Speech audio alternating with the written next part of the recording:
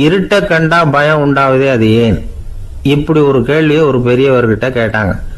அதுக்கு அவர் பதில் சொல்றார், மனிதனுடைய ஆதிகால வாழ்க்கையில தொற்றிக்கொண்ட பயம் இது இது வேரூன்றி இருக்குது, இன்னமும் போகல. 50,000 வருஷங்களுக்கு முன்னாடி மனுஷன் குகைகள்ல வாழ்ந்தான். பகல்ல பயம் இருக்காது, ராத்திரியில மிருகங்கள் தாக்கும், கொல்லும், நிம்மதியா தூங்க கூட முடியாது. அதனால இந்த மனுஷனுக்கு இரவுன்னா மரணம், பயம் அப்படின்னு பழகி போச்சு. மனிதர்களுடைய எல்லா மனசையும் சேர்த்து மொத்தமா ஒரு மனசு உண்டு. மனிதர்களுடைய நினைவு இந்த மொத்த மனசுல பதிஞ்சிருக்கு, பரவுது. இந்த மொத்த மனசுல இருட்டு பற்றிய பயம் பதிந்து நீடிக்குது அப்படிங்கிறார் அவர். இந்த காலத்துல இரவை பகலாக்கிறதுக்கு எவ்வளவோ விளக்குகள்லாம் வந்தாச்சு. ராத்திரியிலேயும் மிருகங்கள் தாக்குங்கிற நிலைமை இல்லை. பாதுகாப்பான வீடுகள், விலங்குகளும் விலகி போயிட்டு, விலங்குகள்லாம் விலகி போயிட்டு, வீடுகளும் பாதுகாப்பா இருக்குது. சரி, இருந்தாலும் அந்த பழங்கால பயம் இருட்டு பயம் இன்னமும் மனுஷனை விட்டு போகல.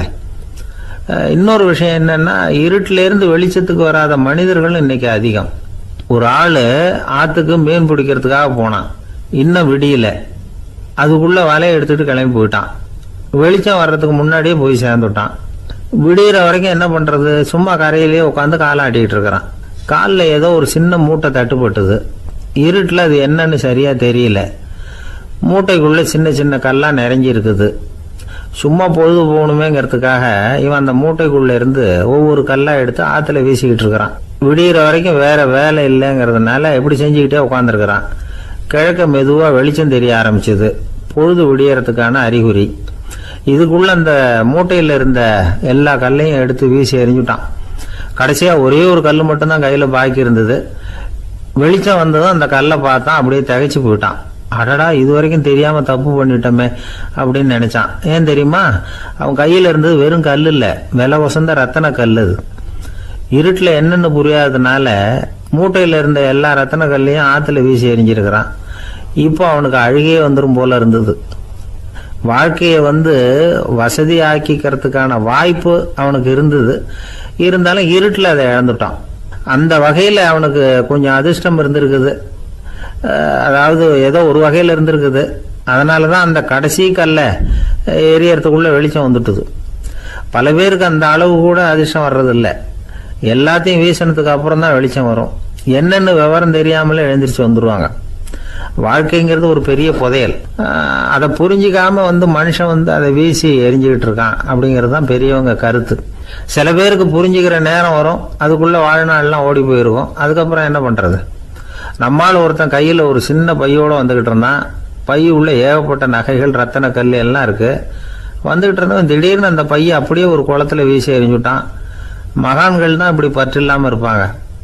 என்னங்க இது, விலை மதிப்புள்ள அந்த பையை இப்படி குளத்துல வீசி எறிஞ்சுட்டீங்களே, இதுக்கு என்ன அர்த்தம் அப்படின்னு கேட்டார் அவன் கூட வந்தவர். அவன் மெதுவா இவர் காதோட காதா சொல்றான், ஒரு போலீஸ்காரர் பின்னாடி வந்துகிட்டு இருக்கிறார், அவர் போனதுக்கு அப்புறம் இதை எடுத்துக்குவேன் அப்படிங்கிறான்.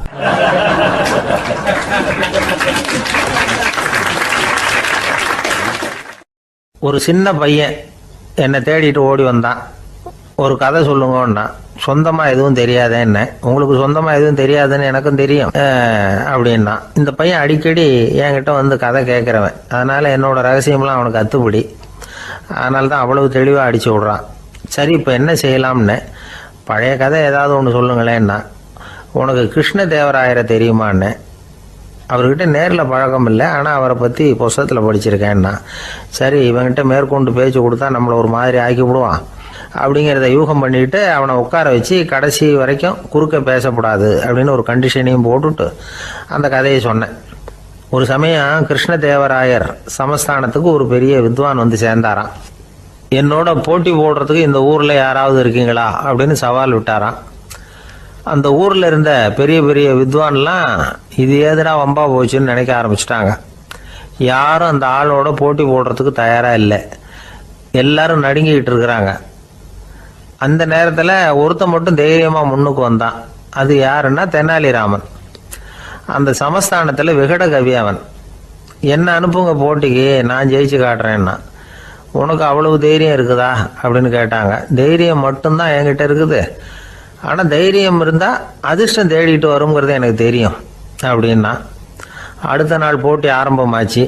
அந்த பெரிய வித்வான் நின்னார். தெனாலிராமன், எதிரில் வந்து நின்னான். அந்த வித்வான் ஒரு விரலை காட்டினார். தெனாலிராமன் பதிலுக்கு 2 விரலை காட்டினான். வித்வான் 3 விரலை காட்டினார். இவன் உடனே 4 விரலை காட்டினான். உடனே 5 விரலை காட்டினார் அவர். தெனாலிராமன் உடனே தன்னுடைய கை முஷ்டியை காட்டினான், கையை மூடி காட்டினான். அவ்வளோதான். அந்த பெரிய வித்வான் கிருஷ்ணதேவராயர் காலில் விழுந்தார். நான் தோத்துட்டேன், என் தோல்வியை ஒத்துக்கிறேன் அப்படின்னு சொல்லிவிட்டார். கிருஷ்ணதேவராயர் அவரை தனியாக அழைச்சிட்டு போய் என்ன நடந்ததுன்னு விசாரித்தார். அந்த வித்வான் விளக்கம் கொடுத்தார். ஆண்டவன் ஒருவன் தான் உண்டுங்கிறத விளக்கறதுக்காக நான் ஒரு விரலை காட்டினேன். அப்படி இல்லை, சக்தியை சேர்த்தா சக்தி சிவன் 2 பேர் உண்டுன்னு உங்கள் வித்வான் 2 விரலை காட்டினார்.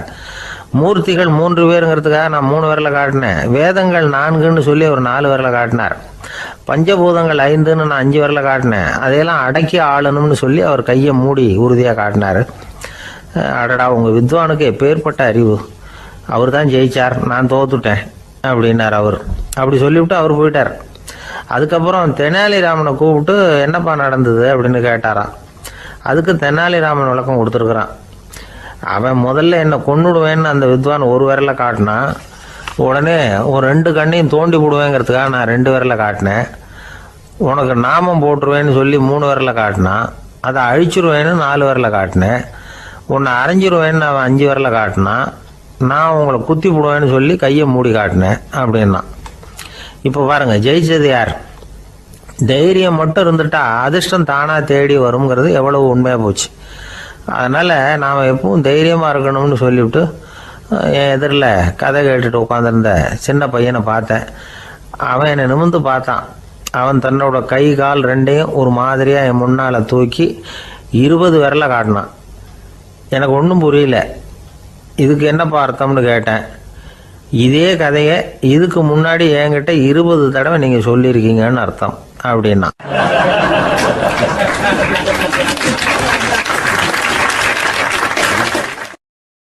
ரெண்டு பேர் சுவாரஸ்யமாக பேசிகிட்டு இருக்கிறப்போ குறுக்க புகுந்து தொந்தரவு பண்ணுறதுக்குன்னே சில பேர் இருப்பாங்க. அது ரொம்ப இடைஞ்சலாக இருக்கும். இதே மாதிரி மின்காந்தம் கூட குறுக்க புகுந்து தொந்தரவு பண்ணும். கடைசியில் அது ஒரு பெரிய இடைஞ்சலில் கொண்டாந்து விட்டுரும். சில வீடுகளில் கேபிள் கனெக்ஷன் இல்லாமல் சில தனியார் டிவி காட்சிகள் தெரியும். அதுக்கு என்ன காரணம்னா இந்த மின்காந்த குறுக்கீடு தான் காரணம். இதைத்தான் சுருக்கமாக இஎம்ஐ அப்படின்னு சொல்கிறாங்க. அதாவது எலக்ட்ரோ மேக்னெட்டிக் இன்டர்ஃபியரன்ஸ். இது ஏற்படக்கூடிய இடங்கள் எது எதுன்னு எடுத்துக்கிட்டால் அது ஒரு பெரிய பட்டியலாகவே போயிடும். இந்த இஎம்ஐ தொந்தரவு கேபிள் டிவியில் மட்டும்தான் இல்லை, ராக்கெட் ஏவுதளத்தில் உள்ள ரேடார்கள், அங்கே உள்ள சில சக்தி வாய்ந்த தொலைத்தொடர்பு சாதனங்கள், விமான தளங்களில் உள்ள ரேடார்கள், கப்பல் தளங்களில் பொருத்தப்பட்டிருக்கக்கூடிய சக்தி வாய்ந்த ஆண்டனாக்கள், இப்படி நிறைய சொல்லலாம். காவல் நிலையங்களில் பயன்படுத்தப்படுகிற வயர்லெஸ் தொடர்பு சாதனங்கள் கூட ஓரளவுக்கு இந்த மின்காந்த அலைகளை வெளியிடும். நம்ம வீட்டில் உட்காந்துக்கிட்டு ரேடியோ கேட்டுக்கிட்டு இருப்போம் அல்லது டிவி பார்த்துக்கிட்டு இருப்போம். அந்த சமயத்தில் பக்கத்து தெருவில் ஒரு மோட்டார் சைக்கிள் அல்லது காரு, குறிப்பாக பெட்ரோல் இன்ஜின், அது போகிறப்போ அதில் உள்ள மின்காந்த மின்கலத்தில் அதாவது மேக்னட்டோ பேட்டரியிலிருந்து வெளிப்படுகிற மின்காந்த அலை இங்கே டிவியிலையும் ரேடியோவிலையும் கரகரப்பு உண்டு பண்ணும். சரி, இது பெருசாக என்ன இடைஞ்சலை உண்டு பண்ணிட போகுது அப்படின்னு நாம் அலட்சியமாக நினைக்கலாம். வயசானவங்களுக்கு மறதி நோயின்னு ஒன்று வரும்ல, அல்ஷமீர், அதாவது மூளையில் உள்ள செல்கள் செயலிழந்து போயிடுறது. அது செய்ய வேண்டிய வேலையை மறந்துடும். மனைவியே எதிரில் நின்னா கூட உன்னை எங்கேயோ பார்த்தது மாதிரி தெரியுதே அப்படின்னு சொல்லிட்டு இருப்பாங்க. அப்படி ஒரு மறதி. இந்த விசித்திரமான நோய்க்கு இதுவரைக்கும் மருந்தே இல்லைன்னு வேற சொல்கிறாங்க. இந்த மைக்ரோ ஓவன் அப்படின்னு சொல்லக்கூடிய சமையல் அடுப்புகள் கூட மின்காந்த அலைகளை வெளியிடுது.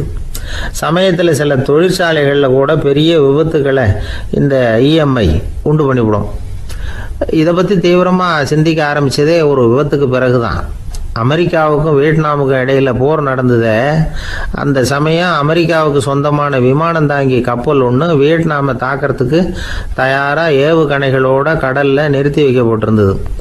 தற்செயலாக அந்த பகுதியில் கப்பல் தொலைத்தொடர்பு பகுதிக்கு அருகில் ஊடுருவிய இந்த சக்தி வாய்ந்த ரேடியோ அலைகள் ஏவுகணையில் இருந்த மின்னணு சர்க்கியூட்டை பூர்த்தி செஞ்சு வச்சுட்டுது. அவ்வளவுதான், ஏவுகணை அங்கேயே வெடித்து சிதறி போச்சு. 130 பேர் அந்த இடத்துலயே உடல் கருகி செத்து போட்டாங்க. ஏகப்பட்ட பொருள்கள் நாசம். இந்த விபத்துக்கான காரணம் என்னங்கிறத உடனடியாக யாராலையும் கண்டுபிடிக்க முடியல. ரொம்பவும் கடுமையாக முயற்சி பண்ணி கடைசியாக கண்டுபிடிச்சாங்க. இது இந்த இஎம்ஐ வேலை தான் அப்படின்னு. மின்னணு தொலைபேசிகள் இருக்க, இதில் பேசும்பொழுது நம்ம காதை அதாவது செவியை ஊடுருவக்கூடிய மின்காந்த அலையானது மூளைக்கு போய் அங்கே மூளை கட்டிகளை உருவாக்க ஊக்கம் கொடுக்குது அப்படின்னு வேற கண்டுபிடிச்சிருக்கிறாங்க. இந்த இஎம்ஐ ரொம்ப குறைஞ்ச மின்காந்த அழுத்தத்தில் நமக்கு எந்த பாதிப்பையும் ஏற்படுத்துறதில்ல. மின்காந்த அலைகள் அழுத்தத்தோடு இருக்கிற இடங்களில் ரொம்ப நேரம் இருந்தோம்னா நம்ம உடம்பின் வெப்பநிலை 2 டிகிரி செல்சியஸ் வரைக்கும் அதிகரிக்குதாம். அதனால் வெப்பநிலையை சீராக்கிறதுக்கு இதய துடிப்பும் அதிகரிக்குது. இப்படிலாம் கண்டுபிடிச்சிருக்கிறாங்க. இப்போல்லாம் இந்த மின்காந்த குறுக்கீடுகளை தடுக்கிறது எப்படி அப்படின்னு விஞ்ஞானிகள் யோசனை செய்ய ஆரம்பிச்சிருக்கிறாங்க.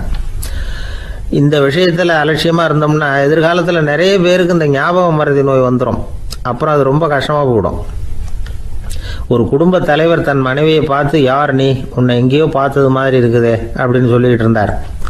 உடனடியாக அவரை போய் பார்த்தேன். வாங்க டாக்டர்கிட்ட போகலாம் அப்படின்னு. அவர் என்னை தனியாக அழைச்சிட்டு போய் காதோட காதாக மெதுவாக சொல்கிறார், இதை பாருப்பா, என் கையில் பணம் இல்லாத போகலாம், அப்படி மறதி நோய் வந்துட்டது மாதிரி நடிச்சுக்கிட்டு இருப்பேன், அவ்வளவுதான், அதை நீ கண்டுக்காத அப்படின்னார்.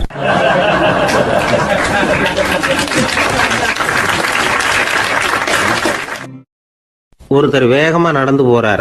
கடத்தெருவில் ஒரு ஸ்வீட்டு கடையை பார்க்குறார். உடனே சடன் பிரேக் போட்டது மாதிரி நிற்கிறார். ஒரு ஸ்வீட் வாங்கி சாப்பிடலாமேன்னு மனசு சொல்லுது. டாக்டர் வேணாம்னு சொல்லியிருக்கிறார், உடம்புக்கு ஒத்துக்காது, அதனால் அது வேணாம்னு சொல்லுது அறிவு. இவர் மனசு சொல்கிறத கேட்கல, அறிவு சொல்கிறபடி கேட்குறார். அதனால் மறுபடியும் வேகமாக அங்கேருந்து நடந்து போயிடுறார். அவர் நல்ல மனுஷனுக்கு அறிவும் இருக்குது, உணர்ச்சியும் இருக்குது. எதுக்கு எடுத்தாலும் உணர்ச்சி வசப்பட்டுக்கிட்டு இருக்கக்கூடாது, அறிவு வசத்தில் நாம் இருக்கணும். அப்போ தான் நாம் நல்லபடியாக வாழ முடியும். இல்லைன்னா அவஸ்தை தான். மகாபாரதத்தில் சந்தனுன்னு சொல்லி ஒரு அரசன் வர்றான். அவன் ஒரு சமயம் அறிவு வசப்படாமல் உணர்ச்சி வசப்படுறான். அதாவது ஒரு நாள் கங்கை கரையில் ஒரு அழகான பொண்ணை பார்க்குறான். இவனுடைய மனசு அவகிட்ட போயிடுது. அவளை கல்யாணம் பண்ணிக்கிறதுக்கு ஆசைப்படுறான். அந்த பொண்ணு சரின்னு சம்மதிக்கிறா. ஆனால் ஒரு நிபந்தனை போடுறா. அந்த நிபந்தனைக்கு சம்மதம்னு சொன்னாதான் உன்னை கல்யாணம் பண்ணிக்குவேன்னு சொல்றா. சரி, அவ போட்ட நிபந்தனை என்ன தெரியுமா? இது மாதிரி, நான் உங்க மனசு புண்படுற மாதிரி எந்த காரியம் பண்ணாலும் நீங்க என்ன ஏன்னு கேட்கக்கூடாது, நான் செய்யற காரியத்தை தடுக்கவும் கூடாது. அப்படி நீங்க செஞ்சா அடுத்த கணமே நான் உங்களை பிரிஞ்சு போயிடுவேன். இதுதான் அந்த பொண்ணு போட்ட நிபந்தனை. சந்தன அரசன் இந்த நிபந்தனையை ஒத்துக்கலாமா? இதை அறிவுபூர்வமாக யோசிச்சிருந்தா இதுக்கு கட்டுப்பட்டுருக்க மாட்டான். இந்த நிபந்தனைக்கு நான் சம்மதிக்க மாட்டேன்னு தான் சொல்லியிருக்கணும். ஆனால் அவன் அந்த நேரத்தில் உணர்ச்சி வசத்தில் இருந்தான். அதனால் நீ என்ன சொன்னாலும் சரின்னு ஒத்துக்கிட்டான். அவளை கல்யாணம் பண்ணிக்கிட்டான். இதனால் என்ன ஆச்சு? 7 பச்சை இளம் குழந்தைகளை பிறந்த உடனே அவள் கங்கையில் தூக்கி எறிஞ்சி கொல்லக்கூடிய கோர காட்சியை இவன் ஒன்று பின்னாடி ஒன்றா பார்க்க வேண்டியதாக போச்சு. கடைசியில் 8வது குழந்தை பிறந்ததுன்னா அவனுடைய அறிவு மேலோங்குது. அந்த கொடிய செயலை தடுத்து நிறுத்துறான். அந்த 8வது குழந்தை தான் பின்னாடி பீஷ்மர் ஆகிறார். ஒரு பக்தி பிரசங்கத்தில் ஒரு பேச்சாளர் இந்த விஷயத்தை சொல்லிவிட்டு இன்னொரு விஷயமும் சொன்னார். அது என்னன்னா, சந்தனு மன்னன் அறிவுக்கும் உணர்ச்சிக்கும் நடுவில் அகப்பட்டு தவிச்சதுனால அவன் வம்சத்தில் வந்த கௌரவர்கள் உணர்ச்சி வசப்பட்டாங்க, பாண்டவர்கள் அறிவு வசப்பட்டாங்க அப்படின்னு சொன்னார். மனுஷனுக்கு உணர்ச்சியை விட அறிவு மேலோங்கி இருக்கணுங்கிறது சரிதான். ஆனால் அந்த அறிவை எப்படி உபயோகப்படுத்துகிறோங்கிறது முக்கியம்.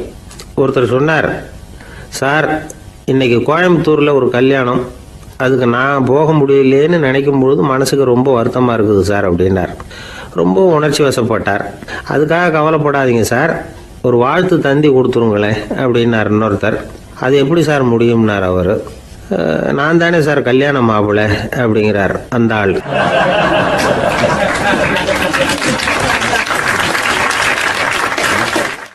ஒரு அழகான கடற்கரை. சுற்றுலா பயணிகள் நிறைய பேர் அங்கே போகிறது வழக்கம். சனி ஞாயிறு கூட்டம் அதிகமாக இருக்கும். அதோட விளைவு என்னங்கிறது அடுத்த நாள் தான் தெரியும். ஆமாம், அந்த கடற்கரையை சுத்தப்படுத்துகிற தொழிலாளிகள் திங்கட்கிழமை ரொம்ப சிரமப்படுவாங்க. சனி ஞாயிறு வந்த கூட்டம் கடற்கரை பூராவும் காலி ஐஸ்கிரீம் கப்புகளை வீசி எறிஞ்சிட்டு போயிடுவோம். ஆயிரக்கணக்கான கப்புகள் அங்கே பரவலாக கிடக்கும். அதையெல்லாம் பொறுக்கி எடுத்து சுத்தம் பண்ணி ஆகணும். இதனால் திங்கட்கிழமை வேலைக்கு வர்றதுக்கு எல்லோரும் பயப்படுவாங்க. அப்படி ஒரு நிலைமை. பல பேர் அன்னைக்கு லீவ் எடுத்துகிட்டு போயிடுறது வழக்கம். நமக்கு எதுக்கு இன்றைக்கி தொந்தரவுன்னு. இது ஒரு பெரிய பிரச்சனையாக இருந்தது. இதுக்கு என்ன பண்ணலாம் அப்படின்னு யோசனை பண்ணாங்க. ஒரு ஆலோசனை கூட்டத்துக்கு ஏற்பாடு பண்ணாங்களாம். அந்த நகர நிர்வாக அலுவலர்கள், பணியாளர்கள் எல்லாரும் அதில் கலந்துக்கிட்டாங்க. கூட்டம் ஆரம்பமாச்சு. ஆரம்பத்தில் சொன்னாங்க, இந்த பிரச்சனைக்கு ஒரு தீர்வு வேணும், என்ன பண்ணலாம், அதை முடிவு செய்கிறதுக்கு தான் இந்த கூட்டம். இதில் நீங்கள் செய்ய வேண்டியது என்னென்னா, உங்களுக்கு தோன்றுகிற யோசனை எதுவாக இருந்தாலும் சொல்லுங்கள். கொஞ்சம் கூட தயக்கம் வேண்டாம். நாம் சொல்கிற யோசனை ஈடுபடுமா படாதா அப்படின்லாம் யோசிக்க வேணாம். எல்லாருடைய யோசனைகளையும் அப்படியே பதிவு செய்துக்கிறோம். கடைசியாக அதிலேருந்து ஒரு சிறந்த யோசனையை தேர்வு பண்ணி அதை பயன்படுத்தலாம். இந்த சந்தர்ப்பத்தில் இன்னொரு முக்கியமான வேண்டுகோள், எவ்வளவு சாதாரணமான யோசனையாக இருந்தாலும் சரி, அது சொல்லும் பொழுது அடுத்தவங்க ஏளனம் செய்யக்கூடாது. இது ஒரு பெரிய யோசனையா அப்படின்னு சொல்லி எதையும் அலட்சியப்படுத்தக்கூடாது. இதுதான் அந்த கூட்டத்தின் ஆரம்பத்தில் செய்யப்பட்ட அறிவிப்பு. உடனே அந்த கூட்டத்தில் இருந்தவங்க ஆளுக்கு ஒரு யோசனை சொல்ல ஆரம்பித்தாங்க. ஒருத்தர் எழுந்திரிச்சார், இங்கே வர்ற சுற்றுலா பயணிகள்கிட்ட ஆளுக்கு $10 ஒரு டெபாசிட் மாதிரி வைப்பு பணமாக வாங்கிக்கணும். காலி ஐஸ்கிரீம் கப்பை திருப்பி கொடுத்தா அந்த பணத்தை திருப்பி கொடுத்துடலாம். இப்படி ஒரு ஏற்பாடு பண்ணிக்கிட்டா கப்புகளை தேடி பொறுக்கிட்டு இருக்க வேண்டியதில்லை, எல்லாம் ஒரே இடத்துக்கு வந்து சேர்ந்துடும். அப்படியே நாம் தூக்கிட்டு போய் ஒரு இடத்துல கொட்டி விடலாம் அப்படின்னார். இன்னொருத்தர் எழுந்திரிச்சார், கப்பை கீழே போட்டால் $50 அபராதம் அப்படின்னு அங்கங்கே போர்டு எழுதி வச்சுடலாம். கப்புகளை போடுறதுக்கு அங்கங்கே பெரிய கூடைகளை வச்சுடலாம். நாம் சாவகாசமாக அந்த கூடைகளை சேகரம் பண்ணிக்கலாம் அப்படின்னாராம். இன்னொருத்தர் எழுந்திரிச்சு கொஞ்சம் கோபமாக பேசினார். கப்புகளை அவங்க வாயிலே திணிச்சுடணும், அதுகளை முன்னு சாப்பிட்டு பார்த்தா தான் தெரியும் அது எவ்வளவு கஷ்டங்கிறது அப்படின்னு ரொம்ப கடுமையாக பேசியிருக்காரு. இது வேடிக்கையாக தெரிஞ்சாலும் இந்த யோசனையும் பதிவு செஞ்சுக்கிட்டாங்களாம். இப்படி பல யோசனைகள். கடைசியாக எல்லாத்தையும் படித்து பார்த்துட்டு பரிசீலனை பண்ணாங்க. அப்புறம் தான் யோசனை வந்தது. இவர் வேடிக்கையாக சொன்னது, கப்புகளை அவங்கவுங்க வாயிலே திணிச்சு சாப்பிட சொல்லணும், அதுதான் தண்டனைன்னார்ல, ஏன் அப்படி சாப்பிட்றது மாதிரியே கப்புகளை தயார் பண்ண என்ன அப்படின்னு சிந்திக்க ஆரம்பித்தாங்களாம். ஆகா, அதுதான் சரின்னு ஒரு முடிவுக்கு வந்தாங்க. அதுலேருந்து உருவானது தான் இந்த வேஃபர் கப்ஸ். ஐஸ்கிரீமை சாப்பிட்டு முடித்ததும் கப்பையும் சாப்பிட்டுடலாம். கோன் ஐஸ்கிரீம் சாப்பிட்றோம்ல, அதுதான். அமெரிக்காவில் மியாமி கடற்கரையில் ரொம்ப காலமாக இருந்துக்கிட்டு வந்த குப்பை பிரச்சனைக்கு இப்படி தான் ஒரு தீர்வு வந்துதான். இதுலேருந்து நாம் புரிஞ்சிக்க வேண்டியது என்னென்னா, நாம் அன்றாட எத்தனையோ பிரச்சனைகளை சந்திக்கிறோம், அதுக்கெல்லாம் தீர்வு உண்டு. அது எங்கே ஒளிஞ்சிருக்குன்னு கண்டுபிடிக்கணும். அந்த யோசனையையும் நல்லா தீவிரமாக யோசிக்கணும். யார் என்ன யோசனை சொன்னாலும் அதை அலட்சியப்படுத்தக்கூடாது, அக்கறையோடு கவனிக்கணும், அதை யோசித்து பார்க்கணும். ஒரு அம்மா தன்னோட வீட்டுக்காரரை ஒரு மனநல மருத்துவர்கிட்ட அழைச்சிட்டு வந்தாங்களாம். டாக்டர், இவருக்கு கோன் ஐஸ்கிரீம் பிடிக்கல, பேப்பர் கப்பில் இருக்கிற ஐஸ்கிரீம் தான் வேணும்னு அடம் பிடிக்கிறார் அப்படின்னாங்களாம். அது ஒன்றும் தப்பு இல்லையேன்னாராம் டாக்டர். இதுக்கு அந்த அம்மா சொன்னாங்களாம், இவர் கப்பு ஐஸ்கிரீம் வாங்குறதுல தப்பு இல்லை டாக்டர், பிரச்சனை அது இல்லை. அப்புறம் வேறு என்னன்னு கேட்டிருக்காரு. வாங்கினதும் ஐஸ்கிரீமை கீழே கொட்டிவிட்டு அந்த பேப்பர் கப்பை மட்டும் விரும்பி சாப்பிட்றார், அதனால தான் உங்ககிட்ட அழைச்சிட்டு வந்தேன் அப்படின்னாங்களாம்.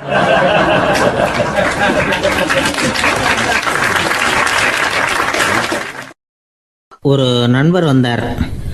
ரொம்பவும் இறுக்கமாக உடை அணிஞ்சிருந்தார். அதாவது ஆடைக்குள்ளே அவர் மாட்டிக்கிட்டு இருந்தது மாதிரி தெரிஞ்சது. ஏன் துணி குறைச்சலாக எடுத்துட்டிங்களா அப்படின்னு கேட்டோம். இல்லைங்க, எனக்கு எப்போவுமே இறுக்கமாக உடை அணிகிறது தான் பிடிக்கும் அப்படின்னார். ஒருத்தர் எப்படி உடை அணிகிறார் அப்படிங்கிறத வச்சு அந்த ஆள் எப்படிப்பட்டவர் அப்படிங்கிறத கண்டுபிடிச்சிடலாம். உடை அணிகிற விதம் ஒருத்தருடைய மனநிலையை வெளிப்படுத்துதான். இப்போ இறுக்கமான உடை அணிகிறவங்க பொதுவாக மன நிம்மதி இல்லாதவங்களாக இருப்பாங்களாம், கோபக்காரங்களாக இருப்பாங்களாம்.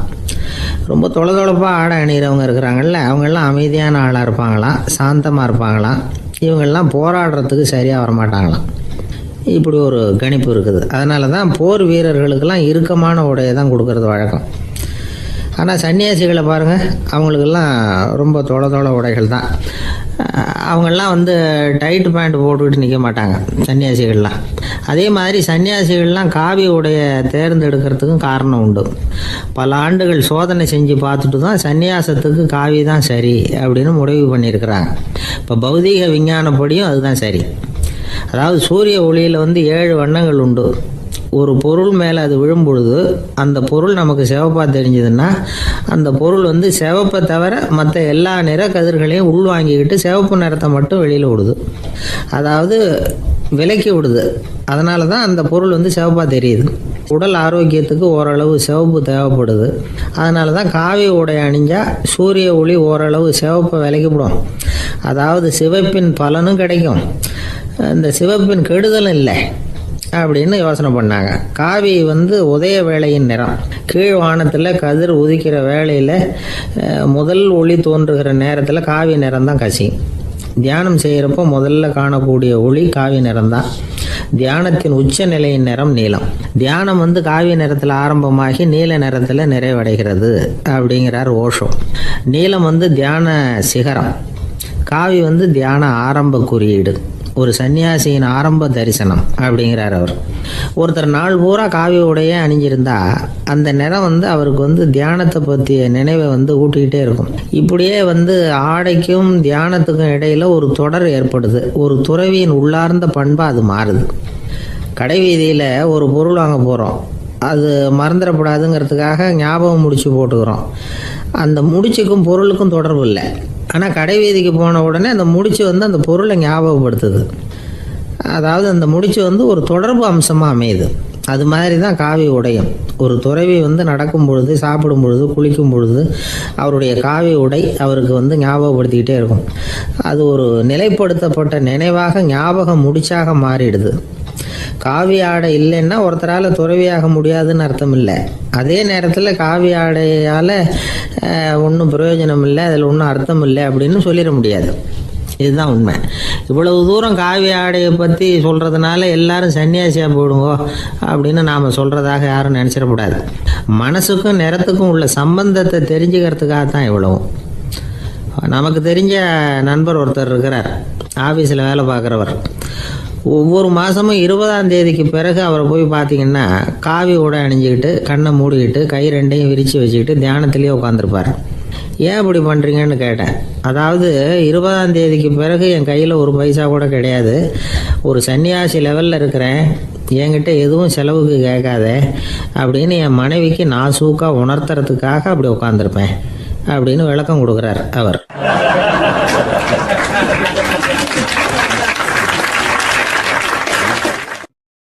ஒரு கணவன் மனைவி எப்போ பார்த்தாலும் அவங்க 2 பேருக்கும் இடையில சண்டை வந்துக்கிட்டே இருந்தது. இதில் என்ன ஆச்சரியங்கிறீங்களா? நான் அதுக்காக சொல்ல வரல, இது வேறு விஷயம். அதாவது சண்டை போடாமல் இருக்கிறதுக்கு வழி சொல்கிற தகவல் இது. நான் சொன்ன அந்த கணவன் மனைவி எப்படின்னா, கணவன் ஒரு வார்த்தை சொன்னால் மனைவி கிட்டேருந்து 2 வார்த்தை பதிலாக வரும். இதுக்கு கணவன்கிட்டேருந்து 4 வார்த்தை பதிலாக வரும். இப்படி வார்த்தைகள் பெருகி போய் கடைசியில் வம்பில் முடியும். அந்த அம்மா பொறுத்து பார்த்தாங்க, அவங்களால தாக்கு பிடிக்க முடியல. பக்கத்து வீட்லேயும் ஒரு கணவன் மனைவி இருந்தாங்க, அவங்களுக்குள்ள சண்டை வர்றதில்லை. அது எப்படி அவங்களால மட்டும் சண்டை போடாமல் இருக்க முடியுது அப்படின்னு இந்த அம்மாவுக்கு ஆச்சரியம். ஒரு நாள் நேராக பக்கத்து வீட்டு அம்மாக்கிட்டே போய், ஏம்மா நீங்கள் எப்படி கணவனும் மனைவியும் சண்டை போட்டுக்காமல் இருக்கிறீங்க, அது எப்படி முடியுது உங்களால் அப்படின்னு கேட்டாங்க. அதுக்குன்னு ஒரு மருந்து இருக்குது, அதை சாப்பிட்டா சண்டை வராது அப்படின்னாங்க அவங்க. சரிங்க, அந்த மருந்தை அவர் சாப்பிட மாட்டேன்னு சொல்லிட்டா என்ன பண்ணுறது அப்படின்னு கேட்டிருக்கிறாங்க இவங்க. அந்த மருந்து அவருக்கு இல்லைம்மா, உனக்கு தான் அப்படின்னாங்களாம் அவங்க. அப்படியா, அப்படின்னா கொடுங்க, ரொம்ப நல்லதாக போச்சு. அதை எப்படி சாப்பிட்றதுங்கிற விவரத்தையும் சொல்லுங்கள், எங்கே அது கிடைக்குங்கிறதையும் சொல்லுங்கள், வாங்கிக்கிறேன் அப்படின்னு கேட்டாங்களாம் இவங்க. வேறு எங்கேயும் போய் வாங்க வேண்டாம், என்கிட்டே இருக்க அந்த மருந்து அதில் கொஞ்சம் தர்றேன், வாங்கி வச்சுக்க. உன் வீட்டுக்காரர் உன்னோட சண்டையை ஆரம்பிக்கிறப்போலாம் நீ இந்த மருந்தில் 1 ounce வாயில் ஊற்றிக்கணும். அதை உடனே குடிச்சிடக்கூடாது, ஒரு 5 நிமிஷமாவது அது வாயில் இருக்கணும், அதுக்கப்புறம் குடிச்சிடலாம் அப்படின்னு சொல்லி ஒரு பாட்டில் மருந்தை இந்த அம்மாக்கிட்ட கொடுத்து அனுப்புனாங்களாம். மருந்தை எடுத்துக்கிட்டு இந்த அம்மா வீட்டுக்கு வந்திருக்கிறாங்க. வீடு பூட்டி இருந்ததுனால கணவன் வாசல்லையே காத்துக்கிட்டு இருக்கிறான். மனைவியை கண்டதும் சண்டை போட ஆரம்பிச்சிட்டான். வீட்டை பூட்டி விட்டு எங்கே போய் தொலைஞ்ச, எவ்வளோ நேரமாக ஒரு மனுஷன் வாசல்லையே காத்துட்டு கிடக்கிறது அப்படி இப்படின்னு கத்த ஆரம்பிச்சிட்டான். மனைவி இதுக்கு பதிலே சொல்லலை. அந்த அம்மா பேசாமல் வீட்டை திறந்தாங்க, சமையல் அறைக்குள்ளே போனாங்க, 1 ounce மருந்தை வாயில் ஊற்றிக்கிட்டாங்க. அன்னைக்கு சண்டை மேற்கொண்டு வளரவே இல்லை, நின்றுட்டுது. மருந்து பரவாயில்லை.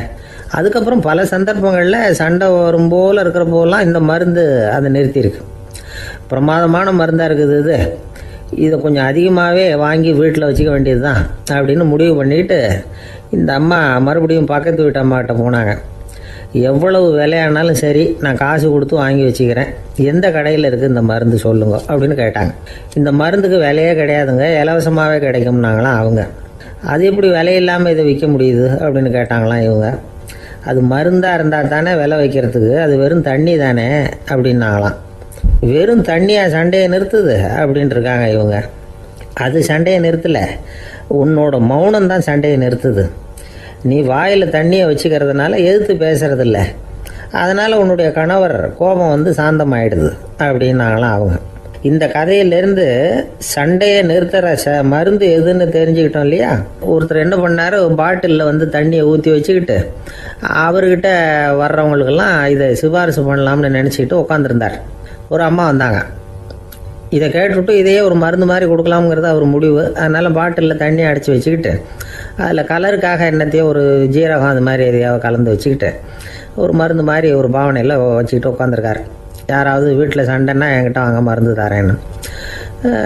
ஒரு அம்மா வந்தாங்க. எனக்கும் என் வீட்டுக்காரருக்கும் அடிக்கடி சண்டை வருதுங்க அப்படின்ட்டு இருக்காங்க. கவலைப்படாதம்மா, நான் ஒரு மருந்து தரேன்னு சொல்லி வீட்டுக்குள்ளே போய் ஒரு பாட்டில் எடுத்து வந்து கொடுத்தாரு. பாட்டிலில் இருக்கிறது என்னங்கிறத சொல்லிவிட்டா அது பேரில் மரியாதை வராது இல்லையா, அதனால் சொல்லலை. அந்த அம்மா வாங்கிட்டு போனாங்க. 4 நாள் கழித்து திரும்பி வந்தாங்க. என்னம்மா வீட்டில் சண்டை நின்று போச்சான்னு கேட்டிருக்காரு இவர். அங்கே நின்று போச்சுங்க, இப்போ உங்ககிட்ட ஆரம்பமாக போகுதுன்னாங்களாம். என்னம்மா அப்படின்ட்டுருக்காரு அவர் பயந்து போய். பின்ன என்னங்க நீங்கள் என்ன மருந்து கொடுத்துருக்குறீங்க என்னங்க அப்படின்னாங்களாம் கோபமாக.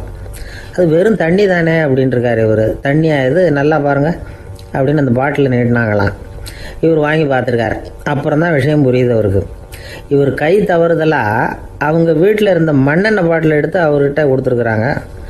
அப்புறம் என்ன ஆகும், சண்டை வராமல்.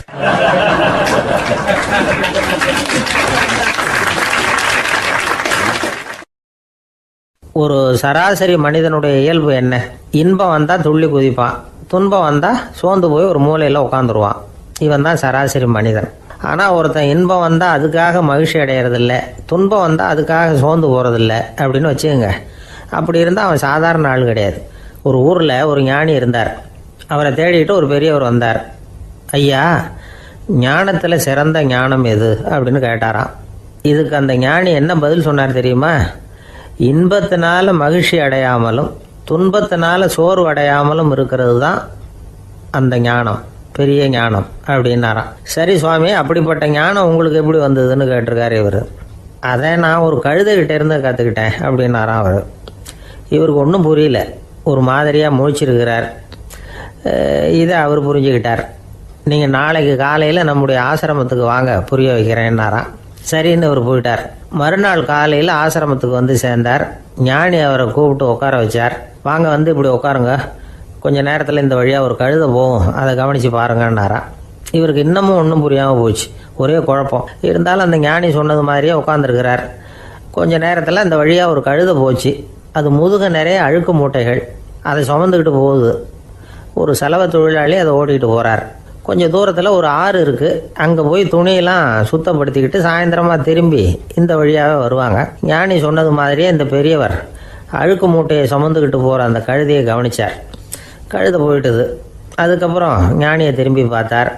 இப்போ அந்த ஞானி சொன்னார், சாயந்தரம் வரைக்கும் நீங்கள் இங்கேயே இருக்கணும்னார். அதே மாதிரி இவர் இருந்தார். சாயந்தரமாக அந்த ஞானி சொன்னார், ஐயா, இப்போ கொஞ்ச நேரத்தில் அந்த கழுதை இந்த வழியாக திரும்பி வரும், அதையும் கவனித்து பாருங்கன்னார். இவரும் கவனித்து பார்க்குறார். கழுதை வந்தது. அது முதுகில் சலவை செய்யப்பட்ட துணி மூட்டை, அது பாட்டுக்கு சுமந்துக்கிட்டு போய்கிட்டு இருக்குது. பெரியவருக்கு ஒன்றும் புரியல, பொறுமை இழந்துவிட்டார். சரி சுவாமி, இந்த கழுதைக்கும் உங்கள் ஞானத்துக்கும் என்ன சம்பந்தம் அப்படின்னார். இப்போ அந்த ஞானி விளக்கினார். ஐயா, இந்த கழுதை இதே மாதிரி தினமும் காலையில் அழுக்கு மூட்டைகளை சுமந்துக்கிட்டு ஆற்றுக்கு போகுது, மாலையில் வெண்மையான சுத்தமான துணிகளை சுமந்துக்கிட்டு திரும்பி ஊருக்கு போகுது. காலையில் இது போகும் பொழுது முதுகில் அழுக்கு மூட்டைகளை சுமந்துக்கிட்டு போகிறோமேங்கிற வருத்தமும் அதுக்கு கிடையாது. சாயந்தரம் திரும்பி வரும்பொழுது சுத்தமான துணிகளை சுமந்துக்கிட்டு வர்றோமேங்கிற மகிழ்ச்சியும் அதுக்கு இல்லை. இதை பார்த்து தான் நானும் அது மாதிரி ஞானத்தை கற்றுக்கிட்டேன் அப்படின்னாராம். அதனால் யார் கற்றுக் கொடுக்குறாங்க அப்படிங்கிறத விட எதை கற்றுக்கிறோம் அப்படிங்கிறது தான் முக்கியம். ஒரு சினிமா பார்க்குறோம், ஒரு அருவி கொட்டுறது மாதிரி காட்சி வருது, தண்ணீர் வழியுது. படம் முடிஞ்சதும் பார்த்தீங்கன்னா அந்த திரை என்ன நனைஞ்சு போயா இருக்கும். ஒரு தீப்பிடிச்சு எரியிற காட்சியே சினிமாவில் பார்க்குறீங்க, காட்சி முடிஞ்சதும் அந்த வெண் திரையே கருகி போயா இருக்கும். படத்தில் வர்ற தண்ணீரும் நெருப்பும் அந்த திரையை பாதிக்கிறது இல்லை. நாம் அந்த திரை மாதிரி இருக்கிறதுக்கு கற்றுக்கணுமா. அந்த பக்குவம் வந்துவிட்டதுன்னா இன்பமும் துன்பமும் நம்ம எதுவும் செய்யாது. ஒரு சினிமாவை பார்க்குற வரைக்கும் சிரிக்கலாம், அழலாம். பார்த்துட்டு வெளியில் வரும்பொழுது அழுதுகிட்டே வரக்கூடாது. ஒருத்தர் வந்தார், அப்படி படம் முடிஞ்சு வெளியில் வரும்பொழுது அருவி மாதிரி கண்ணீர் சிந்திக்கிட்டே வரார்.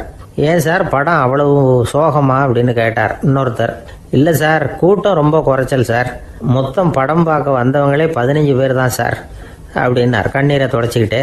அதுக்கு நீங்கள் ஏன் சார் அழறீங்கன்னு கேட்டார் அவர். இந்த படத்தோட தயாரிப்பாளரே நான் தான் சார் அப்படின்னாரா இவர்.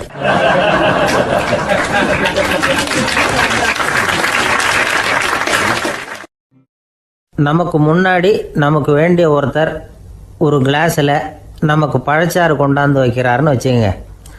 உடனே நாம் என்ன பண்ணுவோம்? எடுத்து கிடுகிடுன்னு சாப்பிட்ருவோம், அடுத்தவங்க யாரும் வர்றதுக்குள்ள. அதை விட்டுட்டு அதை கொண்டாந்து வச்சவர்கிட்டயே அதோட விலை என்ன அப்படி இப்படின்னு நான் கேட்டுக்கிட்டு இருப்போம். நாம் கேட்க மாட்டோம். ஆனால் காந்திஜி அப்படி கேட்டாராம். எப்போ தெரியுமா? 1935. அந்த வருஷம் மே மாதத்தில் ஒரு நாள் காந்திஜி டெல்லியில் இருக்கிறார். அப்போ அவருக்கு 2 டம்ளர் மாம்பழச்சாறு கொண்டாந்து கொடுக்குறாங்க. அதை வாங்குறார். இதோட விலை என்ன அப்படின்னு கேட்டார் காந்திஜி. யாருக்கிட்ட கேட்டாருன்னா மனுபென் காந்திகிட்ட கேட்குறார். அவங்க தான் கொண்டாந்து கொடுக்குறாங்க. காந்திஜிக்கு உதவி செய்கிறதுக்காக அவர் கூடவே இருந்தவங்க அவங்ககிட்ட தான் கேட்குறாரு. காந்திஜி சும்மா வேடிக்கைக்காக இப்படி கேட்குறாருன்னு நினச்சிட்டாங்க அந்த அம்மா. அதுவும் இல்லாமல் அதோட விலையை கேட்டால் காந்திஜி நிச்சயமாக அதை சாப்பிட மாட்டார் அப்படிங்கிற பயம் வேறு.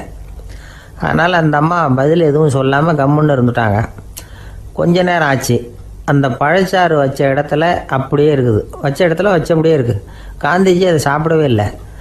மனுபென் காந்தி பார்த்தாங்க. மெதுவாக காந்திஜிக்கிட்ட போய் அதை சாப்பிடுங்களேன் அப்படின்னாங்க.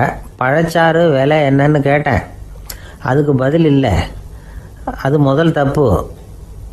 பதிலை எதிர்பார்த்திருந்தும் அதை பற்றி விசாரிக்கலை, அது 2வது தப்பு. இப்படி 2 தப்புகளை பண்ணிவிட்டு என்கிட்ட வந்து இதை சாப்பிடுங்கன்னு சொன்னால் அது எப்படி அப்படின்னு கேட்டாராம் காந்திஜி. மனுபென் காந்தி என்ன சொல்கிறதுன்னு தெரியாமல் திகைச்சு போய் நின்றுக்கிட்டு இருந்தாங்க. காந்திஜி தொடர்ந்து சொன்னாராம், இப்போ என் முன்னாடி வச்சிருக்கிற இந்த பழச்சாறு விலை சுமாராக ஒரு அரை ரூபாயாவது இருக்கும். அது அந்த காலத்து மதிப்பு. இந்த பழச்சாறு இல்லாமல் கூட என்னால் இருக்க முடியும். ஆனால் அவசியமான பொருள்களை வாங்கிறதுக்கு கூட சக்தி இல்லாத மக்கள் இந்த நாட்டில் நிறைய பேர் இருக்கிறாங்க. அப்படி இருக்கிறப்போ எனக்கு என்னத்துக்கு இந்த விலை உயர்ந்த பானம்?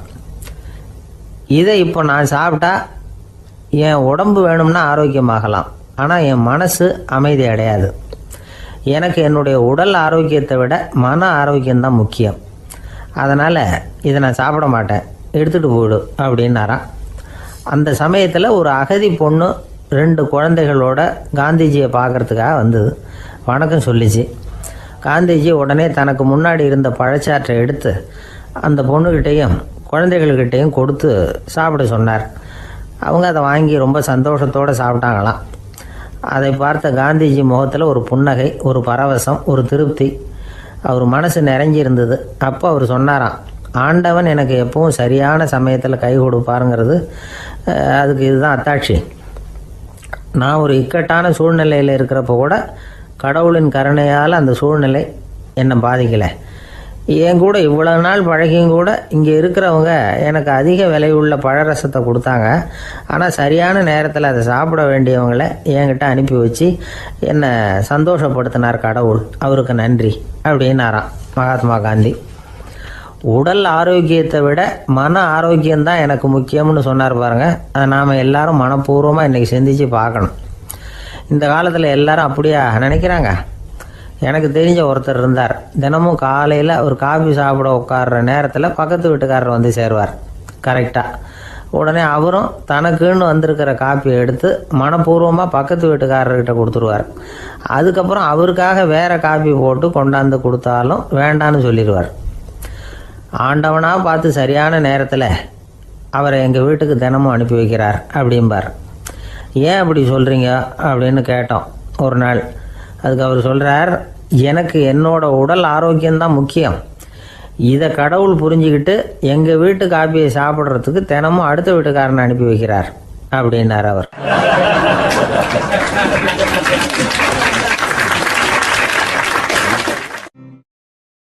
ஒரு நீதிமன்றம், அங்கே ஒரு கொலை வழக்கு சம்பந்தமாக விசாரணை நடந்துக்கிட்டு இருக்குது. அந்த வழக்கறிஞர் ரொம்ப தீவிரமாக வாதாடிக்கிட்டு இருக்கிறார். தன்னுடைய கட்சிக்காரர் நிரபராதிங்கிறது அவருக்கு நல்லா தெரியும். அதனால தான் அவர் சார்பாக வாதாடுறதுக்கே ஒத்துக்கிட்டார். அப்படி அவர் மும்முரமாக வாதாடிக்கிட்டு இருக்கிற சமயத்தில் அவசரமாக தந்தி ஒன்று வந்து சேர்ந்தது. அதை வாங்கி படித்து பார்த்தார். அதுக்கப்புறம் அதை மடித்து தன்னுடைய கோட்டு பையில் வச்சுக்கிட்டு தொடர்ந்து வாதாட ஆரம்பிச்சிட்டார். பேசி முடித்தார். அதுக்கப்புறம் அங்கே கோர்ட்டில் இருந்த சக வக்கீல்கள் அவர்கிட்ட வந்தாங்க. தந்தி ஒன்று வந்ததே, என்ன விஷயம் அப்படின்னு விசாரிச்சாங்களாம். அப்போ அவர் சொல்லியிருக்கிறார், ஊரில் சிகிச்சைக்காக போயிருந்த என்னுடைய மனைவி இறந்து போனதாக தந்தி வந்திருக்குது அப்படின்னாராம். மற்ற வக்கீல்களுக்கு அதிர்ச்சி. என்னங்க இது, மனைவி இறந்ததை விட கேஸு முக்கியமாக உங்களுக்கு அப்படின்னு கேட்டிருக்கிறாங்க. இறந்து போன என் மனைவி மறுபடியும் திரும்பி வர போகிறதில்ல. ஆனால் என்னுடைய கட்சிக்காரர் ஒரு கொலை வழக்கில் மாட்டிக்கிட்டார். அவரும் நிரபராதி. அவர் உசுரை நான் காப்பாற்ற வேணாமா? இதுதான் என்னுடைய கடமை அப்படின்னாராம். இப்படி இவர் சொன்னதும் எல்லாரும் அப்படியே திகைச்சு போய் நின்றுட்டாங்களாம். சரி, கடமைக்கு முக்கியத்துவம் கொடுத்த அந்த வழக்கறிஞர் யார் தெரியுமா? அவர் தான் இரும்பு மனிதர் சர்தார் வல்லபாய் பட்டேல்.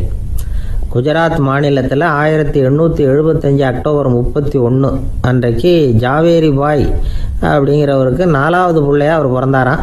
இந்த ஜாவேரி பாய் யார் தெரியுமா? ஜான்சி ராணி லட்சுமி பாய் போர் படையில் ஒரு வீரராக பணிபுரிஞ்சவர். இளம் வயசில் வல்லபாய் பட்டேல் ரொம்ப சிரமப்பட்டு படிச்சிருக்கார். விடாமுயற்சி வெற்றியை கொடுத்தது. கல்லூரியிலையும் காலடி வச்சார். அதுக்கப்புறம் வக்கீல் பட்டத்தையும் வாங்கினார். பிரிட்டிஷ் ஆட்சி நடந்துக்கிட்டு இருந்த சமயம் குஜராத்தை சேர்ந்த பர்டோலி தாலுக்காவில் விவசாயிகள் மேலே அரசாங்கம் திடீர்னு நில வரியை வசதி விட்டு தான். ஏழை விவசாயிகள் ரொம்ப கஷ்டப்பட்டுருக்காங்க. அரசாங்கம் வரி செலுத்தாத விவசாயிகளின் நிலங்களையெல்லாம் ஜப்தி செஞ்சுதான். அரசாங்கத்தை எதிர்க்கிறவங்களையெல்லாம் கைது பண்ணி சிறையில் அடைச்சிட்டாங்களாம். சில பேர் வீடு வாசல் ஆடு மாட்டையெல்லாம் விற்று கூட வரி கட்ட வேண்டிய நிலைமைக்கு ஆளாயிட்டாங்க. வழக்கறிஞர் வல்லபாய் பட்டேல் நில வரியை உடனே ரத்து பண்ணணும் அப்படின்னு பம்பாய் கவர்னருக்கு ஒரு கடிதம் எழுதினார். எந்த பலனும் இல்லை. உடனே எல்லா விவசாயிகளையும் அணி திரட்டினார். அதுக்கு தானே தலைமை தாங்கினார். சத்தியாகிரகம் நடத்தினார். அந்த பகுதியில் எந்த வேலையும் நடக்கலை. வேறு வழி இல்லை. ஆட்சியாளர்கள் உடனே வரியை ரத்து பண்ணாங்க.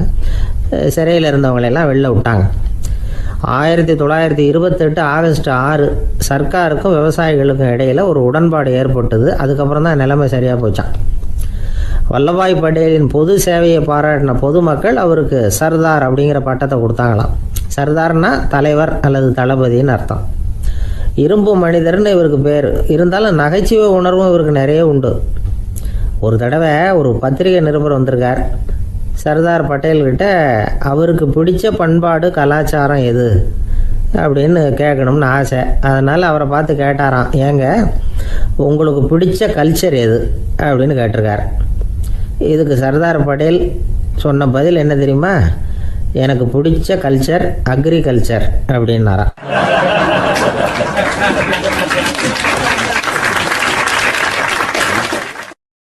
தானத்துல சிறந்தது எது அப்படின்னு ஒரு கேள்வியை கேட்டு, தானத்துல சிறந்தது நிதானம் அப்படின்னு அதுக்கு ஒரு பதிலும் சொல்றவங்க உண்டு. நிதானம் ரொம்ப அவசியம். அதுவும் இன்றைய உலகத்துக்கு ரொம்ப அவசியம். இன்னைக்கு உலகம் ரொம்ப பரபரப்பா போய்கிட்டு இருக்குது. பொறுமையா இருக்கணும்னு நினைக்கிறவங்களால கூட அப்படி இருக்க முடியறதில்ல. பொறுமையை சோதிக்கிறது மாதிரி பல சம்பவங்கள். அதையெல்லாம் சந்திச்சே தீர வேண்டியிருக்குது. எங்க போனாலும் கியூவில் நிற்க வேண்டியிருக்குது. எங்க போனாலும் காத்துக்கிட்டு இருக்க வேண்டியிருக்கு. ஆஃபீஸ்லேயோ வீட்லேயோ கூட நீங்கள் நிதானமாக பொறுமையாக நடந்துக்க தெரியலன்னா உங்களுக்கு சிடுமூஞ்சி, முசுடு இப்படிலாம் பேர் வச்சுருவாங்க. அது உங்களுக்கு தேவையா? சரி, வாழ்க்கையில் பொறுமைசாலின்னு பேர் வாங்கிறதுக்கு என்ன வழி? முதல் பாயிண்ட், நீங்கள் நினைக்கிறது, எதிர்பார்க்கறது, செய்யறது எல்லாமே 100% கரெக்டாக நடக்கணும்னு ஆசைப்படக்கூடாது. எதுவாக இருந்தாலும் அதில் ஓரளவுக்கு தவறு நடக்கலாம் அப்படிங்கிறத எதிர்பார்த்தே இருக்கணும். ஓரளவுக்கு அதை அனுமதிக்கணும். ஒரு நண்பரை 6 மணிக்கு ஒரு இடத்துக்கு வர சொல்லியிருக்கிறீங்க. 6 மணிக்கு அவர் வரல. உடனே பொறுமை இழந்து நடந்துக்கக்கூடாது. ஒரு 10 நிமிஷம் டிலே ஆகலாம். ஒரு வர்ற வழியில் பஸ்ஸு கூட ஏதாவது டிராஃபிக்கில் மாட்டியிருக்கலாம்.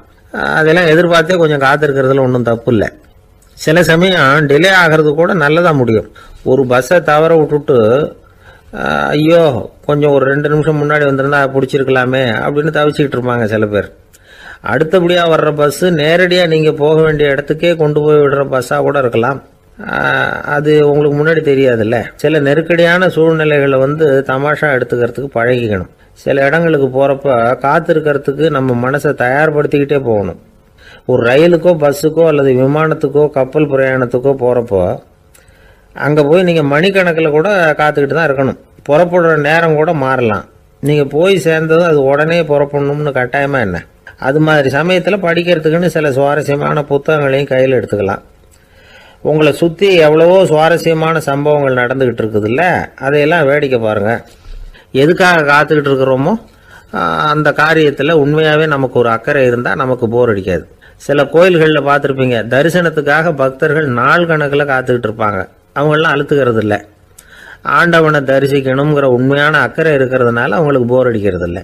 ஆனால் சில சினிமா தியேட்டரில் கூட பார்க்கலாமே, சினிமா கியூ கூட அப்படி தான். சாயந்தரம் 6 மணி ஆட்டத்துக்கு காலம்பரம் 6 மணிக்கே போய் கூட காத்துக்கிட்டு இருப்பாங்க.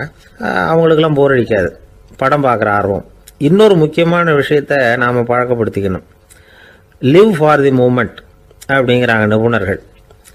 ரொம்ப பேர் எப்படின்னா அடுத்தபடியாக நடக்க போகிற விஷயத்திலேயே கவனமாக இருப்பாங்க. அந்த நினைப்புலேயே இந்த நிமிஷத்தை பொறுமை இல்லாமல் கழிப்பாங்க. ஒருத்தர் இருக்கார், அவர் எப்படின்னா ஆஃபீஸ் முடியறதுக்குள்ளேயே சார் 5 மணிக்கெல்லாம் ரெடியாக இருங்க, நாம் அந்த ஹோட்டலில் போய் டிஃபன் சாப்பிட்ணும் அப்படின்னு 4 மணிலேருந்து சொல்லிகிட்டு இருப்பார். 4:55 பரபரப்பாக ஓடி வருவார். 2 பேரும் புறப்படுவோம், ஹோட்டலுக்கு போவோம், சாப்பிட்டுக்கிட்டு இருப்போம்.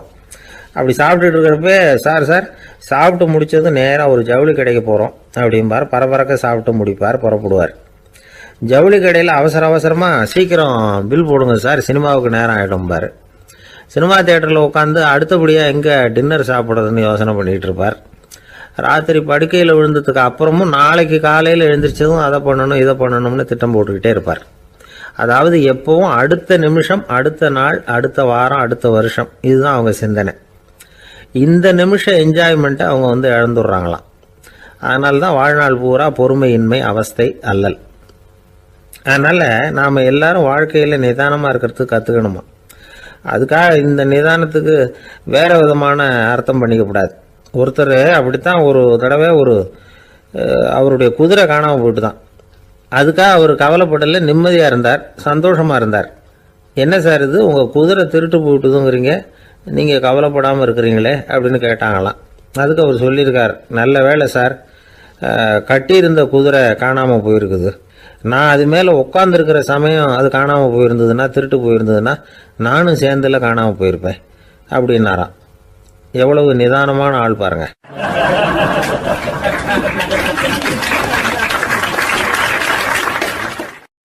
ஒரு நண்பர் சினிமா படம் தயாரிக்கிறவர், அவர்கிட்ட ஒரு நாள் பேசிக்கிட்டு இருந்தேன். அது எப்படி சார், நீங்கள் எடுக்கிற எந்த படமும் கையை கடிக்காத அளவுக்கு எடுத்துடுறீங்களே, அது எப்படின்னு கேட்டேன். அது ஒன்றும் பெரிய விஷயம் இல்லை சார். பெண்களுக்குன்னு சில உருக்கமான காட்சிகள், இளைஞர்களுக்குன்னு சில நடனங்கள், அடிதடி காட்சிகள், அப்புறம் வயசானவங்களுக்குன்னு சில ஆன்மீக காட்சிகள், சின்ன பிள்ளைங்களுக்கு சிரிப்பு, இப்படி எல்லாமும் சேர்த்து நான் படம் எடுக்கிறேன். மசாலா படம்னு பேர். இது ரொம்ப பெருசாக இல்லைன்னாலும் ஓரளவுக்கு சுமாராக ஓடிடும், கையை கடிக்காது அப்படின்னார். இது ஒரு உத்தி. சில பத்திரிகை ஆசிரியர்களும் இந்த உத்தியை கையாளுறது உண்டு. இந்த உத்திக்கு பார்னம் உத்தி அப்படின்னு பேர், பார்னம் எஃபெக்ட் அப்படின்னு சொல்லுவாங்க. அதாவது ஃபீனியஸ் டி பார்னம் அப்படின்னு ஒருத்தர் அமெரிக்காவில் இருந்தாராம். அதாவது 19ஆம் நூற்றாண்டில் அமெரிக்காவில் கொடிகட்டி பறந்த ஒரு சர்க்கஸ் நிறுவனத்தின் அதிபர் அவர். இந்த உலகத்தில் ஒவ்வொரு நிமிஷமும் ஒரு ஏமாளி பறந்துக்கிட்டே இருக்கிறான் அப்படிங்கிறது அவருடைய சித்தாந்தம். ஒவ்வொருத்தரையும் திருப்திப்படுத்துகிற அளவுக்கு அம்சங்களை கொஞ்சம் கொஞ்சமாக கலந்து கேளிக்கை நிகழ்ச்சிகளை நடத்தினது தான் அவருடைய மகத்தான வெற்றிக்கு காரணம். அதனால் அந்த உத்தியை யார் கடைப்பிடிச்சாலும் சரி, அதுக்கு பார்னம் உத்தி அப்படின்னு பேர் வந்துட்டுது. ஜோசியம் சொல்கிறவங்களுக்கும் இந்த உத்தி தான் கை கொடுக்குது. ஒரு விஷயத்தை ஒருத்தருடைய கோள் நிலைகள் அல்லது கையெழுத்து நிரூபிக்கிறதாக அவர்கிட்ட சொன்னால் அதை அவர் நம்பிவிடுவார். ஆனால் அந்த விஷயம் நல்லதாக இருக்கணும், நேர்மையானதாக இருக்கணும், அதாவது பாசிட்டிவாக இருக்கணும். 8ஆம் இடத்துல குரு, 9ஆம் இடத்துல சனி, நீங்கள் ஒரு பெரிய மேதை தான் அப்படின்னு சொல்லுவாங்க. கேட்குறவங்களுக்கு அதை மறுக்கிறதுக்கு மனசு வராது. அப்படி சொல்லும் பொழுது கூடவே என்ன கொஞ்சம் முன்கோபம் அதிகமாக இருக்கும், இருந்தாலும் அது உடனே மறைஞ்சிரும். அப்படின்னு சில அற்ப விஷயங்களையும் சொன்னாலும் அதையும் சரிதான்னு சொல்லி ஒத்துக்குவாங்க. ஆளுமையை எடை போடுகிற ஒரு நிறுவப்பட்ட உத்தியின் மூலமாக தன்னுடைய குணாதிசயங்கள் கண்டுபிடிக்கப்பட்டதாக அவர் நம்புறது தான் இதுக்கு காரணம். இந்த மாதம் பணத்தட்டுப்பாடு கொஞ்சம் இருக்கும், உடம்புல ஏதாவது கொஞ்சம் அசௌகரியம் இருக்கும், வீட்டுக்குள்ளே லேசாக மனஸ்தாபம் வரலாம், இது மாதிரி பொதுப்படையாக சிலதை சொன்னாலே போதும், மக்களை நம்ப வச்சுடலாம். இதெல்லாம் நமக்கு மட்டும்தான் ஏற்படுது அப்படின்னு சொல்லி அவங்க நினைக்கிறது தான் காரணம். இதுதான் பாரணம் உத்திங்கிறது. மனிதர்கள் பாராட்டுக்களை விரும்புகிறதும் விமர்சனங்களை வெறுக்கிறதும் பாரணம் உத்தியின் அடுத்த கூறு. அதனால் ஒருத்தருக்கு ஜோசியம் சொன்னாலும் சரி, அவருடைய ஆளுமையை மதிப்பிடுறதாக இருந்தாலும் சரி, அவரை புகழற மாதிரி இருந்தாலும் சரி, அப்படி இருந்தால் தான் அது சரியாக இருக்கும். சாதகமான விஷயங்களை அதிகமாகவும் பாதகமான விஷயங்களை நாசூக்காகவும் சொன்னால் மக்கள் அதை நம்பிடுவாங்க. ஒருத்தரை கருமின்னு சொன்னால் ஏற்றுக்க மாட்டார். அதையே கொஞ்சம் மாற்றி நீங்கள் கொஞ்சம் சிக்கனமான ஆசாமி அப்படின்னு சொன்னால் நீங்கள் சொல்கிறது சரிதான் சார் அப்படிம்பார். நீங்கள் பெரிய செலவாளி தான், இருந்தாலும் நல்ல விஷயங்களுக்கு தான் செலவழிப்பீங்க அப்படின்னு சொல்லணும். இப்படி இந்த பாரணம் உத்தியை கடைபிடிச்சி இன்னைக்கு வெற்றிகரமாக காலம் தள்ளுறவங்க நிறைய பேர் இருக்கிறாங்க. இந்த உலகத்தில் ஒவ்வொரு நிமிஷமும் ஒரு ஏமாளி பறந்துக்கிட்டே இருக்கிறான் அப்படிங்கிறது தான் ஃபீனியஸ் பார்னம் அவர்களுடைய நம்பிக்கை. அதை விட அடுத்தவங்களை ஏமாளியாக நினைக்கிற மனுஷர்கள் தான் இன்னைக்கு உலகத்தில் ரொம்ப அதிகம். ஒருத்தர் தன்னுடைய மேல் அதிகாரிகிட்ட போய், ஐயா ஒரு நாள் லீவு வேணும், என் தங்கச்சிக்கு கல்யாணம் அப்படின்னார். அவர் பார்த்தார், ஒரு 10 நிமிஷம் வெளியில் இருங்கன்னார். 10 நிமிஷம் கழித்து கூப்பிட்டார், இதை பாருங்க, நீங்கள் சொல்கிறது பொய், இப்போ உங்கள் தங்கச்சிக்கு ஃபோன் பண்ணேன், அவங்க தனக்கு 2 வருஷத்துக்கு முன்னாடியே கல்யாணம் ஆகிட்டதாக சொல்கிறாங்க அப்படின்னார். உடனே இவர் சொன்னார், சார் இப்போ நீங்கள் சொல்கிறதும் பொய்யாக தான் இருக்கணும், ஏன்னா நிஜமாக எனக்கு ஒரு தங்கச்சியே கிடையாது அப்படின்னார்.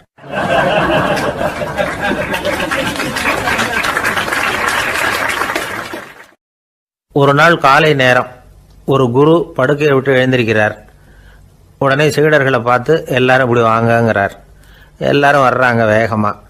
என்னங்க வேணும் உங்களுக்கு அப்படிங்கிற மாதிரி எல்லாரும் குருவை பார்த்தாங்க பயபக்தியோட.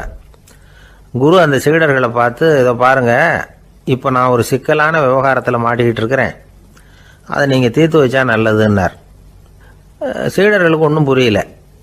என்ன இது இவர் இப்படி சொல்கிறாரு, நமக்குள்ள எல்லா விவகாரங்களையும் தீர்த்து வைக்கிறவர் நம்ம குருநாதர், அவருடைய விவகாரத்தை நாம் தீர்த்து வைக்கிறதா, ஆச்சரியமாக இருக்குதே, குருநாதருக்கே சிக்கலா அப்படின்னு யோசனை பண்ண ஆரம்பித்தாங்க. இருந்தாலும் ரொம்ப பணிவாக கேட்டாங்க, சுவாமி உங்களுக்கே சிக்கலா, இந்த உலகத்து சிக்கல்களுக்கும் சிரமங்களுக்கும் அப்பாற்பட்டவர் அல்லவா தாங்கள், அப்படிப்பட்ட உங்களுக்கு சிக்கல்னா அது எப்படி அப்படின்னாங்க. எனக்கு ஏற்பட்டிருக்கிற சிக்கல் அவ்வளவு பெருசு, ரொம்ப பெரிய விவகாரம் அது அப்படின்னார் குரு. கொஞ்சம் விவரமாக சொல்லுங்க அப்படின்னாங்க இவங்க. இப்போ அந்த குரு விவரத்தை சொன்னார். அதாவது நேற்று ராத்திரி நான் ஒரு கனவு கண்டேன், அந்த கனவுல நான் ஒரு பட்டாம்பூச்சியாக மாறிட்டேன். அப்படி மாறி ஒவ்வொரு மலராக பறந்து போய் உட்காந்து தேன் சாப்பிட்டேன் அப்படின்னார். சீடர்கள் இதை கேட்டதும் ரொம்ப திகைச்சு போயிட்டாங்க. என்ன இது ஒரு பெரிய பிரச்சனையா, ஒரு சாதாரண கனவு கண்டதுக்காகவா இந்த காலை வேளையில் நம்மளையெல்லாம் குருநாதர் இவ்வளவு அவசரமாக கூப்பிட்டுருக்கார் அப்படின்னு நினச்சாங்க. இருந்தாலும் கேட்டாங்க, இதில் என்ன சிக்கல் சுவாமி, கனவுங்கிறது எல்லாருக்கும் வரத்தானே செய்யும் அப்படின்னார் ஒரு சீடர். சீடர்களே, பிரச்சனை அது இல்லை, நான் இன்னைக்கு காலையில் கண்ணு முழிச்சு பார்த்தப்போ நான் நானாக மறுபடியும் மாறிட்டேங்கிறத தெரிஞ்சுக்கிட்டேன். இதில் சிக்கல் என்னன்னா, இப்போ அந்த பட்டாம்பூச்சி தான் நானாக ஆயிட்டதாக கனவு கண்டுகிட்டு இருக்கா அப்படிங்கிறது தான். ஒரு மனுஷன் பட்டாம்பூச்சி ஆகிறதாக கனவு காண முடியுங்கிறப்போ அந்த பட்டாம்பூச்சியும் மனுஷனாக ஆகிறதாக கனவு காண முடியும் இல்லையா? இப்போ எனக்கு யதார்த்த நிலை தெரியணும், எது நிஜம்னு தெரியணும். நேற்று ராத்திரி நான் கண்டது கனவா, அல்லது இது பட்டாம்பூச்சி கண்டுகிட்டு இருக்கிற கனவா? இதுதான் குரு கேட்ட கேள்வி. இதை கேட்டதும் சீடர்கள் ரொம்ப குழம்பி போயிட்டாங்க. சுவாமி, இது வரைக்கும் நாங்கள் தூங்குறப்ப பார்க்கறது கனவுன்னும் மூழ்கிட்டு இருக்கிறப்ப பார்க்கறது நனவுன்னு நம்பிக்கிட்டு இருக்கிறோம். இப்போ எங்களை ரொம்ப குழப்பிட்டீங்க, இதுக்கு பதில் சொல்ல எங்களுக்கு சக்தி இல்லை அப்படின்னு சொல்லிவிட்டாங்களாம். அதுக்கப்புறம் அந்த குரு சொன்னாராம், நினைவு தான் முக்கியமான அம்சம், முடிவு கட்டம்னா பகலின் நினைவுகளை விட இரவின் கனவுகளே ரொம்ப உண்மை. ஒருத்தன் வந்து தூங்க போனால் தூங்கிக்கிட்டே இருந்தால் அவன் காணும் கனவு பொய்ங்கிறத அவன் உணர மாட்டான். ஒவ்வொரு கனவும் காணும் பொழுது அது ரொம்ப உண்மையாக தான் தெரியுது. ஒரு கனவு கூட உண்மை இல்லைன்னு கனவுல தோன்றுவதே இல்லை அப்படின்னார் குரு. அகில வாழ்வு அத்தனையும் சொற்பனம் கண்டாய் அப்படிங்கிறார் தாயுமானவர். ஆகையினால நம்ம கனவுலேருந்து நாம் என்னைக்கு முழிச்சிக்க போகிறோம் அப்படிங்கிறது தான் ஒரு முக்கியமான கேள்வி. ஒருத்தர் வந்தார், காலில் கட்டோடு வந்தார். என்னங்க காலில் கட்டுன்னு? சார், நேற்று ராத்திரி தூக்கத்தில் எங்கள் வீட்டு கூரையில் ஏணியை சாத்தி வச்சு இறங்கினப்போ வழுக்கி விழுந்து காலை உடச்சிக்கிட்டேன்னார்.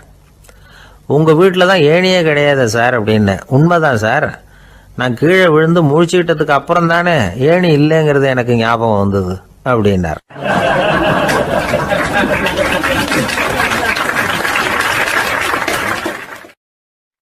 சில பேர் ஆளை பார்த்தா 60 வயசு மாதிரி தோணும். உண்மையான வயசு என்னன்னு பார்த்தா 40 அல்லது 45 சில பேரை பார்க்கறதுக்கு 45 மாதிரி தெரியும், உண்மையிலேயே 65 தாண்டி இருப்பாங்க. ஒரு மனிதனுக்கு 2 வகையான வயது உண்டுங்கிறார் ஓஷோ.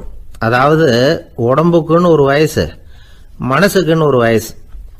முதல் உலக மகாயுத்தம் நடந்தது இல்லையா, அது முடிஞ்சதுக்கு அப்புறம் முதல் தடவையா மனிதனின் மூளை வளர்ச்சியை பற்றி மனநல வைத்தியர்கள் ஒரு கணக்கெடுப்பு சோதனை நடத்தினாங்களாம். அது வரைக்கும் மனிதனுக்கு 2 வகையான வயது உண்டுன்னு யாரும் சிந்திச்சதே இல்லையா. அந்த உலக மகாயுத்தம் முடிஞ்சதுக்கு அப்புறம் மனிதனுடைய சராசரி மனதின் வயதை கணக்கிட்டு பார்க்கும் பொழுது அவங்களுக்கெல்லாம் ரொம்ப அதிர்ச்சியாக இருந்துதான். ஏன்னா அது ரொம்ப பின்தங்கிய நிலையில் இருந்திருக்கு, வளர்ச்சி அடையாத நிலையில் இருந்திருக்கு. அவங்க கண்டுபிடிச்ச பிரகாரம் அப்போ மனசோட சராசரி வயசு என்ன தெரியுமா? 14. அப்படின்னா பார்த்துங்க, உடல் ரீதியாக ஒருத்தரோட வயசு 70 கூட இருக்கலாம், ஆனால் மனசோட வயசு 14 தான். இதுக்கு நேர்மாறாக அமைஞ்சு போச்சுன்னு வச்சுங்க. அதாவது ஒருத்தருக்கு உண்மையிலேயே 14 வயசு, அதாவது உடலோட வயசு 14, அவரோட மனசின் வயசு 70ன்னு வச்சுக்கோங்க. இப்படி அமைஞ்சுட்டுதுன்னா அவர் சீக்கிரம் ஞானத்தன்மை அடைஞ்சிருவார் அப்படின்னு அர்த்தம். இப்போ நமக்கெல்லாம் உடம்போட வயசு மனசோட வயசு ரெண்டும் ஒன்றா இருந்துட்டா அதுவே போதும், அதுவே பெரிய விஷயம். இப்போ எமர்சன் கிட்ட போய் ஒருத்தர் கேட்டாரா உங்கள் வயசு என்ன அப்படின்னு. அவர் உடனே பதில் சொல்லியிருக்கார் 360 வருஷம் அப்படின்னாராம். கேட்டவர் குழம்பி போயிட்டார். அவர் என்ன சொல்கிறாரு, 360 வயசா? என்ன நம்ம காதில் தான் சரியாக விழலையா? எமர்சன் எப்பவும் உண்மையை பேசுகிற ஒரு சிறந்த அறிவாளி, அவர் இப்படிலாம் பொய் சொல்ல மாட்டாரே அப்படின்னு ஒரு யோசனை பண்ணிக்கிட்டே இவர் மறுபடியும் அவர் கிட்ட போனாராம். ஐயா, நீங்கள் சொன்னது சரியாக என் காதில் விழலை, அதனால் மறுபடியும் கேட்குறேன் உங்கள் வயசு என்ன அப்படின்னாராம். எமர்சன் மறுபடியும் சொல்லியிருக்கிறார் 360 வருஷம்னு. வந்தவருக்கு உண்மையிலேயே அதிர்ச்சியாக போட்டுது. அதுக்கப்புறம் மெதுவாக ஆரம்பித்தாராம். ஐயா, நீங்கள் சொல்கிறத என்னால் ஏற்றுக்க முடியாது. எப்படி பார்த்தாலும் இப்போ உங்களுக்கு வயசு ஒரு 60க்கு மேலே இருக்காதுன்னு நினைக்கிறேன் அப்படின்னாராம். நீங்கள் சொல்கிறது சரிதான், அது என் உடம்போட வயசுன்னாராம் எமர்சன். அப்படின்னா ஏற்கனவே நீங்கள் சொன்னது அப்படின்னு கேட்டிருக்காரு, அது என் மனசோட வயசு அப்படின்னாராம். நம்மளை பொறுத்த வரைக்கும் அறிவு தூசு படிஞ்சிருக்கு, அது மாதிரியே அன்பும் மாசுபட்டிருக்கு. இது ரெண்டையும் சுத்தம் பண்ண வேண்டியிருக்குது. அப்போ தான் நாம் சரியான வயசில் வாழ முடியும். ஒரு ஆசாமி இருக்கிறார், அவருக்கு உடம்போட வயசு அதிகம், மனசோட வயசு ரொம்ப குறைச்சல், குழந்தை மாதிரி. அவர் ஒரு ஆஸ்பத்திரியில் படுத்திருக்கிறார். நர்சம்மா எல்லாருக்கும் மருந்து கொடுத்துட்டு போகிறாங்க. கொஞ்ச நேரம் கழித்து திரும்பி வந்தாங்க. அப்போ இவர் அந்த அம்மாவை கூப்பிட்டு சொல்கிறார், இதை பாருங்கள் சிஸ்டர், நீங்கள் எல்லாருக்கும் சின்ன சின்ன மாத்திரையாக கொடுத்துட்டு எனக்கு மட்டும் நீளமான மாத்திரையாக கொடுத்துட்டீங்க. முழுங்கிறதுக்கு ரொம்ப கஷ்டமாக போச்சு. இனிமேல் எனக்கும் சின்ன மாத்திரையாக கொடுங்க சிஸ்டர் அப்படின்னாராம். அந்த அம்மா உடனே அதிர்ச்சியாகி தலையில் அடிச்சுக்கிட்டாங்களாம். நான் கஷ்டப்பட்டு மாத்திரையை முழுங்கினத்துக்கு நீங்கள் ஏமா தலையில் தட்டிக்கிறீங்க அப்படின்னு கேட்டிருக்காரு இவர். இதுக்கு அவங்க சொல்லியிருக்கிறாங்க, நான் உங்களுக்கு கொடுத்துட்டு போனது மாத்திரை இல்லைங்க, அது தெர்மாமீட்டர் அப்படின்னாங்களாம்.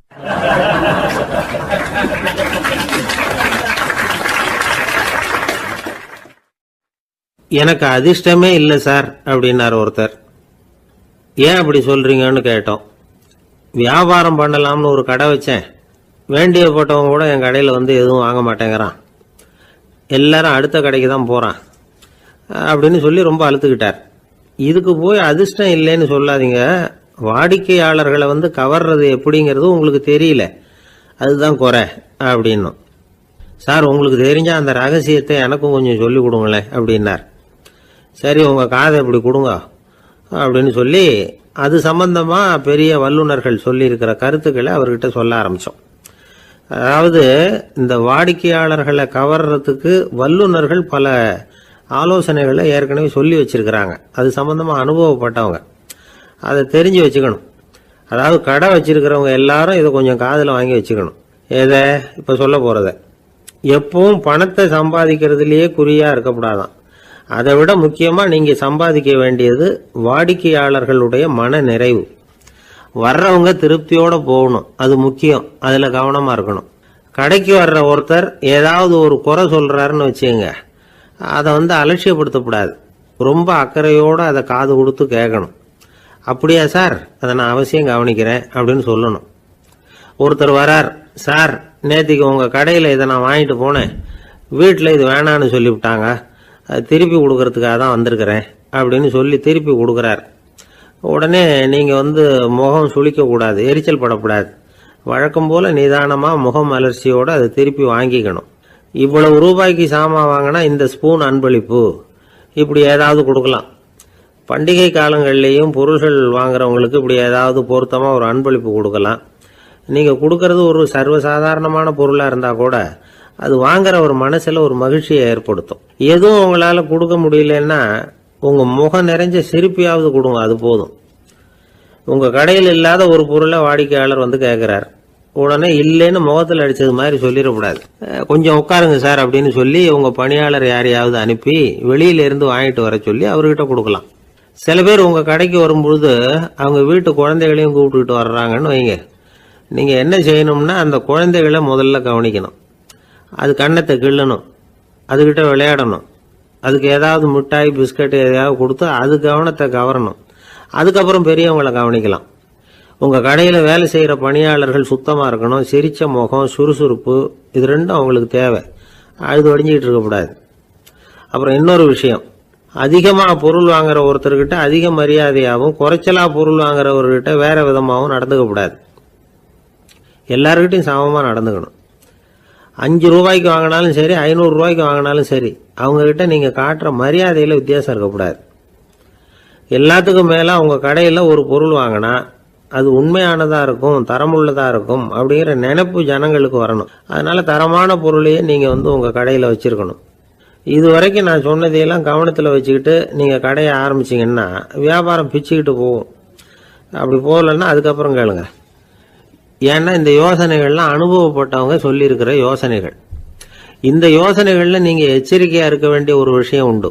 அது என்னங்கிறதையும் தெரிஞ்சு வச்சுக்கிறது நல்லது. என்னுடைய நண்பர் ஒருத்தர் வந்தார்.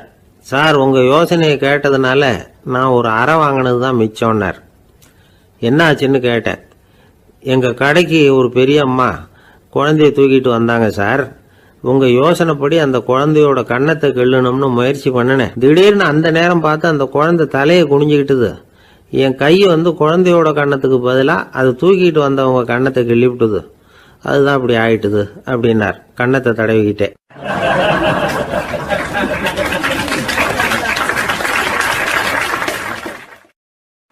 ஒருத்தர் ஓடி வந்தார். இன்னொருத்தரை பார்த்து, சார் உங்கள் சைக்கிளை ஒரு நாள் இரவல் கொடுங்களேன், பக்கத்து ஊருக்கு போயிட்டு வர வேண்டியிருக்கு அப்படின்னார். இவர் சைக்கிளை கொடுத்து பத்திரமா கொண்டுட்டு போங்கன்னார்.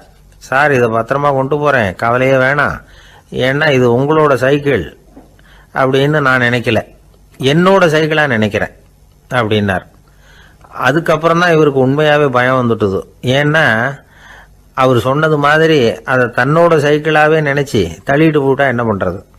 எது எதை நம்முடையதா நினைக்கணுங்கிறதுக்கு ஒரு வரையறை இருக்கு. சில பேர் ஆபீஸையே வீடா நினைச்சு விடுறது உண்டு. அப்படிப்பட்டவங்க கூட வீட்டை ஆபீஸா நினைக்கிறது இல்லை. ஏன்னா வீட்டில் இவர் ஆபீஸரா நடந்துக்க முடியறதில்லை. இதெல்லாம் ஒரு பக்கம் இருக்கட்டும், இப்போ விஷயத்துக்கு வருவோம். பொறியியல் மேதை டாக்டர் விஸ்வேஸ்வரய்யா இருந்தார் இல்லையா, பாரத ரத்னா விருதெல்லாம் கொடுத்தாங்களே. ஆபீஸ் வேலை வேற, சொந்த வேலை வேற அப்படிங்கிறதுக்கு ஒரு உதாரணமா இருந்தவர் அவர். மைசூர் மகாராஜா கிட்ட திவானா இருந்தார். அவர் ஒரு நாள் அரசாங்க வேலை காரணமா வெளியூர் போயிருந்தார். ஹாசன்கிற ஊருக்கு பக்கத்துல ஒரு பயண மாளிகை, அங்க தங்கிவிட்டார். ராத்திரி அங்க தங்கி இருந்துட்டு விடிஞ்சதும் ஊருக்கு திரும்புறதாக திட்டம். ராத்திரி தூங்குறதுக்கு ரொம்ப நேரம் ஆயிட்டுது. ரொம்ப நேரம் வரைக்கும் அரசாங்க சம்பந்தப்பட்ட வேலைகளையே பார்த்துக்கிட்டு இருக்கிறார். அரசாங்க ஃபைல்கள் நிறைய இருந்தது. அதையெல்லாம் ஒவ்வொன்றா எடுத்தார், படித்து பார்த்தார், பரிசீலனை பண்ணார். அதில் எழுத வேண்டியதை எழுதினார், கையெழுத்து போட்டார். ஒரு வழியாக அந்த வேலையெல்லாம் முடிஞ்சுது. அதுக்கப்புறம் என்ன பண்ணார்னா, தன்னுடைய சூட்கேஸை திறந்தார். அதிலிருந்து 2 மெழுகுவத்தியை எடுத்து கொளுத்தி வச்சார். அந்த பயண மாளிகையில் அது வரைக்கும் எரிஞ்சுக்கிட்டு இருந்த மின்சார விளக்குகளை அணைச்சுட்டார். அதுக்கு பிறகு அந்த மெழுகுவத்தி வெளிச்சத்தில் சில புத்தகங்களை தொடர்ந்து படிக்க ஆரம்பிச்சிட்டார். அந்த பயண மாளிகையில் பணியாளராக இருந்தவர் இதை பார்த்துட்டு ஓடி வந்தார். மறுபடியும் மின் விளக்க போடுறதுக்காக போனார். விஸ்வேஸ்வரையா அதை பார்த்துட்டு போட வேணாம்ட்டாராம். இது வரைக்கும் நான் அரசாங்க அலுவல்களை கவனிச்சுக்கிட்டு இருந்தேன், அதனால் மின் விளக்குகள் அப்போ எரிஞ்சதில் தப்பு இல்லை. இப்போ நான் புத்தகம் படிச்சுக்கிட்டு இருக்கேன், இது என்னுடைய சொந்த வேலை. இங்கே இருக்கிற மின் விளக்கு அதுக்காக ஏன் எரியணும் அப்படின்னு கேட்டாராம். இப்போ இருக்கிற சில அரசு பணியாளர்கள்கிட்ட இந்த சம்பவத்தை பேச்சோட பேச்சா சொல்லி பார்த்தேன். அவங்களால இதை ஜீரணிக்கவே முடியல. நேர்மை தேவைதான் சார், அதுக்காக அவ்வளவு தூரத்துக்கு அது தேவையா அப்படிங்கிறாங்க. விஸ்வேஸ்வரையா அப்படி பண்ணினது தான் ஒரு நேர்மையாளர் அப்படின்னு இந்த உலகத்துக்கு நிரூபிக்கணுங்கிறதுக்காக இல்லை. தான் அப்படி நடந்து காட்டினா தன்னை சுற்றி இருக்கிறவங்களும் அதை கேள்விப்படுறவங்களும் முடிஞ்ச அளவுக்கு பொது வாழ்க்கையில் அரசு பணியில் நேர்மையை கடைபிடிக்க முயற்சி பண்ணலாமே அப்படிங்கிறதுக்காகத்தான். இப்போவும் சில பேர் இருக்கிறாங்க, இவங்க ஆஃபீஸ் வேற வீடு வேறன்னு நினைக்கிறது இல்லை, அவ்வளோ உரிமை. ஒருத்தர் அப்படிதான், அவருக்கு அவசரமாக 5000 ரூபா தேவைப்பட்டது. ஆஃபீஸு பணத்தை எடுத்துக்கிட்டார். அந்த நேரம் பார்த்து ஆடிட் வந்துட்டுது, ஆப்பிட்டுக்கிட்டார். விசாரணை நடக்குது. அவர் சொல்கிறார், சார் நான் நேரம் காலம் பார்க்காம ஆஃபீஸில் வேலை செய்வேன், ஏன்னா அதை என்னோட ஆஃபீஸாக நினைக்கிறேன். அவசரத்துக்கு அந்த பணத்தை எடுத்தேன், மறுபடியும் வச்சுடலாம்னு தான் இருந்தேன், அதுக்குள்ளே இப்படி ஆயிட்டுது. நீங்கள் என்ன நினச்சாலும் சரி, நான் ஆஃபீஸ் வேற வீடு வேற அப்படின்னு நினைக்கிறது இல்லை, அது என்னோட சுபாவம் அப்படின்னார். விசாரணை பண்ணவர் தீர்ப்பு வழங்கினார். உங்கள் சுபாவத்துக்கு மதிப்பு கொடுத்து நானும் தீர்ப்பு வழங்குறேன். நீங்கள் கொஞ்ச நாள் ஜெயிலில் இருந்துட்டு வாங்க, அது உங்களுக்கு கஷ்டமாக இருக்காதுன்னு நினைக்கிறேன். ஏன்னா அங்கே போனாலும் நீங்கள் உங்கள் சுபாவப்படி வீடு வேற ஜெயில் வேறன்னு நினைக்க மாட்டீங்க அப்படின்னாராம்.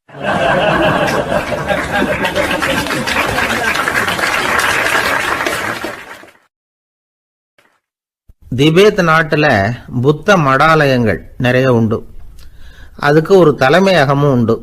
அது இந்த திபேத் தலைநகரம் லாசாவில் இருக்குது. ரொம்ப காலத்துக்கு அப்பால் அதை பற்றிலாம் நிறைய விவரங்கள் எழுதி வச்சிருக்கிறாங்க. அது இப்போவும் நமக்கு கிடைக்குது. அதாவது ரொம்ப தூரத்துக்கு அந்தாண்ட மலைகளுக்கு நடுவில் ஒரு கிளை மடாலயம். அந்த மடத்தின் தலைவருக்கு வயசாயிட்டு தான், அதனால் தலைமை பொறுப்பை வேற ஒருத்தர்கிட்ட ஒப்படைக்கலாம் அப்படின்னு முடிவு பண்ணாராம். உடனே ஒரு லாமாவை கூப்பிட்டார். அவர் மூலமாக தலைமை மடாலயத்துக்கு செய்தி அனுப்புனார், பொருத்தமான வாரிசு ஒருத்தரை அனுப்பி வைக்கும்படியாக. அந்த வாலிப லாமா புறப்பட்டார். காடு மேடெல்லாம் நடந்து போகிறார். ரொம்ப நாள் கழித்து தலைமை பீடத்தை அடைஞ்சார். தலைமை குரு கிட்ட விவரத்தை சொன்னார். தகுதியான ஒருத்தரை அனுப்பி வச்சா அழைச்சிட்டு போகிறேன் அப்படின்னார். சரி, நாளைக்கு காலையில் நீங்கள் அவங்க எல்லாரையும் அழைச்சிட்டு போகலாம்னார் அவர். அவங்க எல்லாரையுமா? அங்கே தேவைப்படுறது ஒருத்தர் தானே அப்படின்னார் இவர். ஆமான்னார். அப்புறம் ஏன் எல்லாரையும் அழைச்சிட்டு போக சொல்கிறீங்கன்னார். அது இப்போ உனக்கு புரியாது. நான் ஒரு 100 பிக்குகளை அனுப்புகிறேன், அதாவது பிட்சுகளை. அவ்வளவு பேரையும் அங்கே வச்சு சமாளிக்க முடியாது அப்படின்னாரு இவர். இருந்தாலும் இப்போ அந்த தலைமை குரு என்ன சொன்னார்னா, அதை பற்றி கவலைப்படாத, நான் 100 பேரை அனுப்புகிறேன், அதில் 99 பேர் வழியிலேயே காணாமல் போடுவாங்க, ஒருத்தன் மட்டும்தான் வருவான், அவனும் அங்கே சேர்ந்துட்டான்னா நீ ரொம்ப கொடுத்து வச்சவன் அப்படின்னார். இவருக்கு ஒன்றும் புரியல. இருந்தாலும் மறுநாள் அந்த வாலிப லாமா 100 பேரை அழைச்சிக்கிட்டு புறப்பட்டார். போகிற வழியிலேயே பல பேர் அங்கங்கே பிச்சுக்கிட்டு போயிட்டாங்க. அவர் சொன்னது மாதிரியே வழியில் அவங்க ஊர்கள் இருந்தது தான் காரணம். அப்பா அம்மாவை பார்த்துட்டு வரேன் அப்படின்னு கொஞ்சம் பேர் போனாங்க. சொந்த பந்தத்தை பார்த்துட்டு வரேன் அப்படின்னு கொஞ்சம் பேர். ஒரு வாரம் ஆச்சு. இப்போ மிஞ்சினது 10 பேர் தான். வழியில் ஒரு நகரம், அங்கே சில பிட்சுக்கள் சந்திச்சாங்க. எங்கள் மடத்து தலைவர் இறந்துட்டார், உங்களில் யாராவது ஒருத்தர் எங்களுக்கு தலைவராக முடியுமா அப்படின்னு கேட்டாங்க. 10 பேரும் தயார். அதில் ஒருத்தரை அழைச்சிட்டு அவங்க போயிட்டாங்க. இன்னொரு ஊரில் சில பேர் வந்தாங்க, வழி மறிச்சாங்க. நில்லுங்க, எங்கள் மன்னர் மகளுக்கு திருமணம், அதை நடத்தி வைக்க 3 லாமாக்கள் தேவை அப்படின்னாங்க.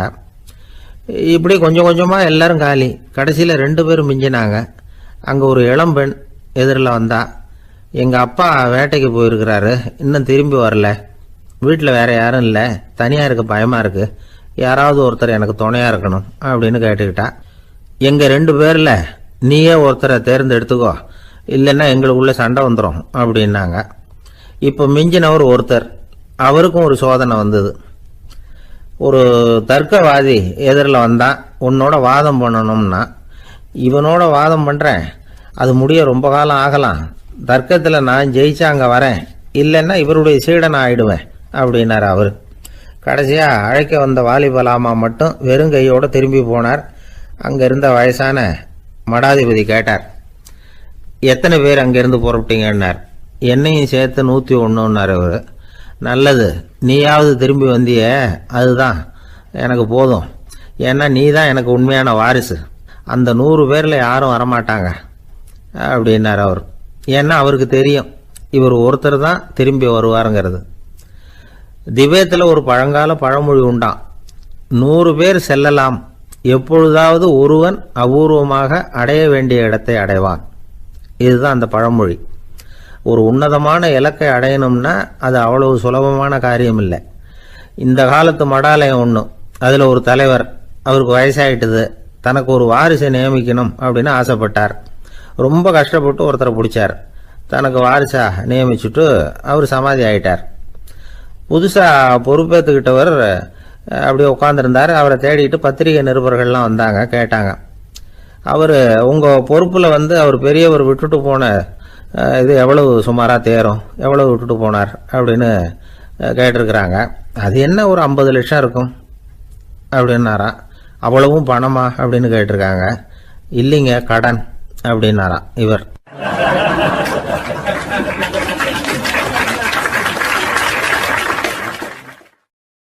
ஒரு நண்பர் யாருக்கோ ஃபோன் பண்ணிட்டு இருந்தார். அவர் பேசி முடிச்சதும் நான் அவரை பார்த்து, இப்போ ஃபோன் பண்ணீங்களே, அந்த ஃபோன் நம்பர் என்ன அப்படின்னு கேட்டேன். அவர் தலையை சொரிஞ்சுக்கிட்டார், ஞாபகம் வரலன்னார். சரி சார், அதை விடுங்க, உங்கள் மனைவி பேர் என்ன அப்படின்னு கேட்டேன். மாலதின்னார். என்ன சார் இது வேடிக்கை, கொஞ்ச நேரத்துக்கு முன்னாடி பேசின ஃபோன் நம்பர் மறந்து போச்சு, எப்போவோ கல்யாணம் பண்ணிக்கிட்ட மனைவி பேர் மறக்கலை, அதை கரெக்டாக சொல்லிவிட்டீங்களே அப்படின்னு கேட்டேன். அவர் என்ன ஒரு மாதிரியாக பார்த்தார். அவர் அப்படி என்னை பார்த்ததில் ஒன்றும் தப்பு இல்லை, ஏன்னா நாம் எல்லாருமே அப்படித்தானே, ஒரு குறிப்பிட்ட காரியத்துக்காக தொலைபேசியில் ஒருத்தட்ட பேசுகிறோம், அதுக்கப்புறம் அந்த எண் நமக்கு அனாவசியம், அதனால் மறந்துடுறோம். இதுக்கு பேர் தான் தற்காலிக ஞாபகம். ஆனால் மனைவி பேரை மறந்துட முடியுமா? முடியாது. அது அவசியமான ஒன்று. அடிக்கடி அந்த பேரை உபயோகப்படுத்துகிறோம், அதனாலேயும் அது முக்கியங்கிறதுனாலேயும் அதை மறக்கிறது இல்லை. இதுக்கு பேர் நிரந்தர ஞாபகம். சரி, இந்த தற்காலிக ஞாபகம், நிரந்தர ஞாபகம், இது 2 ஞாபக அளவுகளையும் கட்டுப்படுத்துறது எது அப்படின்னா மூளைக்குள்ள நடக்கிற மின்சார நடவடிக்கைகள் தான்.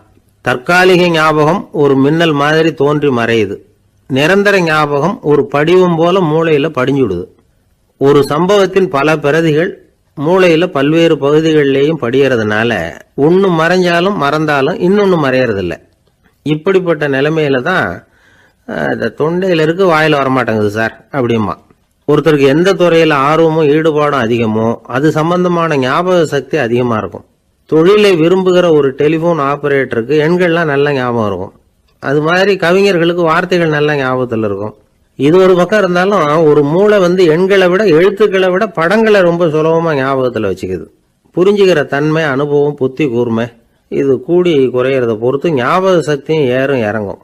இப்போ உதாரணத்துக்கு ஒரு பையனுக்கு படித்தது எதுவும் ஞாபகத்தில் இல்லைன்னா அவன் அதை சரியாக புரிஞ்சுக்கலன்னு அர்த்தம். இந்த மறதிங்கிறது எந்த சமயத்தில் ஒரு பிரச்சனை ஆகுது தெரியுமா? உங்களுக்கு வேண்டியப்பட்ட ஒருத்தரை ஞாயிற்றுக்கிழமை சாயந்தரம் சரியாக 5 மணிக்கு கடற்கரைக்கு வர சொல்லிவிட்டு அந்த நேரத்தை மறந்துட்டா அது பரவாயில்ல, வர சொன்னதையே மறந்துட்டாதான் நிலைமை மோசம்னு அர்த்தம். இப்படி இருந்தால் இது சிகிச்சை எடுத்துக்க வேண்டிய நிலைமைங்கிறத புரிஞ்சுக்கணும். ஆமாம், இதுக்கும் மருந்து இருக்கு. ஆனால் மூளை குறிப்பிட்ட அளவுக்கும் கீழே இயங்குறப்போவோ இன்னொன்று சொல்லுவாங்க, இந்த நியூரோ டிரான்ஸ்மிட்டர் அப்படின்னு சொல்லுவாங்க. அப்படிங்கிற மூளை ரசாயனம் ரொம்பவும் குறைஞ்சி போகிறப்போ மட்டும்தான் உபயோகப்படும். டாக்டர் என்ன சொல்றாங்க தெரியுமா? மூளையை பொறுத்த வரைக்கும் அதுல ஞாபக சக்தி அதிகமா உள்ள மூளை, மறதி உள்ள மூளை அப்படின்னு ஒன்றும் கிடையாது அப்படிங்கிறாங்க. நினைவு வச்சுக்கிறதுக்கு பயிற்சி அளிக்கப்பட்ட மூளை, பயிற்சியற்ற மூளை அப்படின்னு வேணும்னா சொல்லலாம் அப்படின்னு சொல்றாங்க. அதனால நம்ம ஞாபக சக்திங்கிறது நம்ம கிட்ட இருக்கிற பயிற்சி, முயற்சி இதை பொறுத்து தான் அமையும். ஒருத்தர் ஒரு பென்சிலை எங்கேயோ வச்சுக்கிட்டு தேடிக்கிட்டு இருந்தார். அப்புறம் என்னமோ தீவிரமா யோசனை பண்ணி அதை ஞாபகப்படுத்தி பார்த்துக்கிட்டு இருந்தாராம். எதிரில் உட்கார்ந்துருந்தவர் சொன்னார், பென்சிலை தானே தேடிட்டு இருக்கீங்க, அது உங்க வலது காதில் இருக்குது சார் அப்படின்னாராம் அவரு. இதுக்கு அவரு சொல்லியிருக்காரு, பென்சிலை வலது காதில் தான் வச்சிருக்கேங்கிறது எனக்கு நல்லா ஞாபகம் இருக்கு, ஆனா எது வலது காதுங்கிறது தான் மறந்து போச்சு அப்படின்னாராம். அவர் அதை தான் யோசிச்சுட்டு இருந்திருக்கிறார்.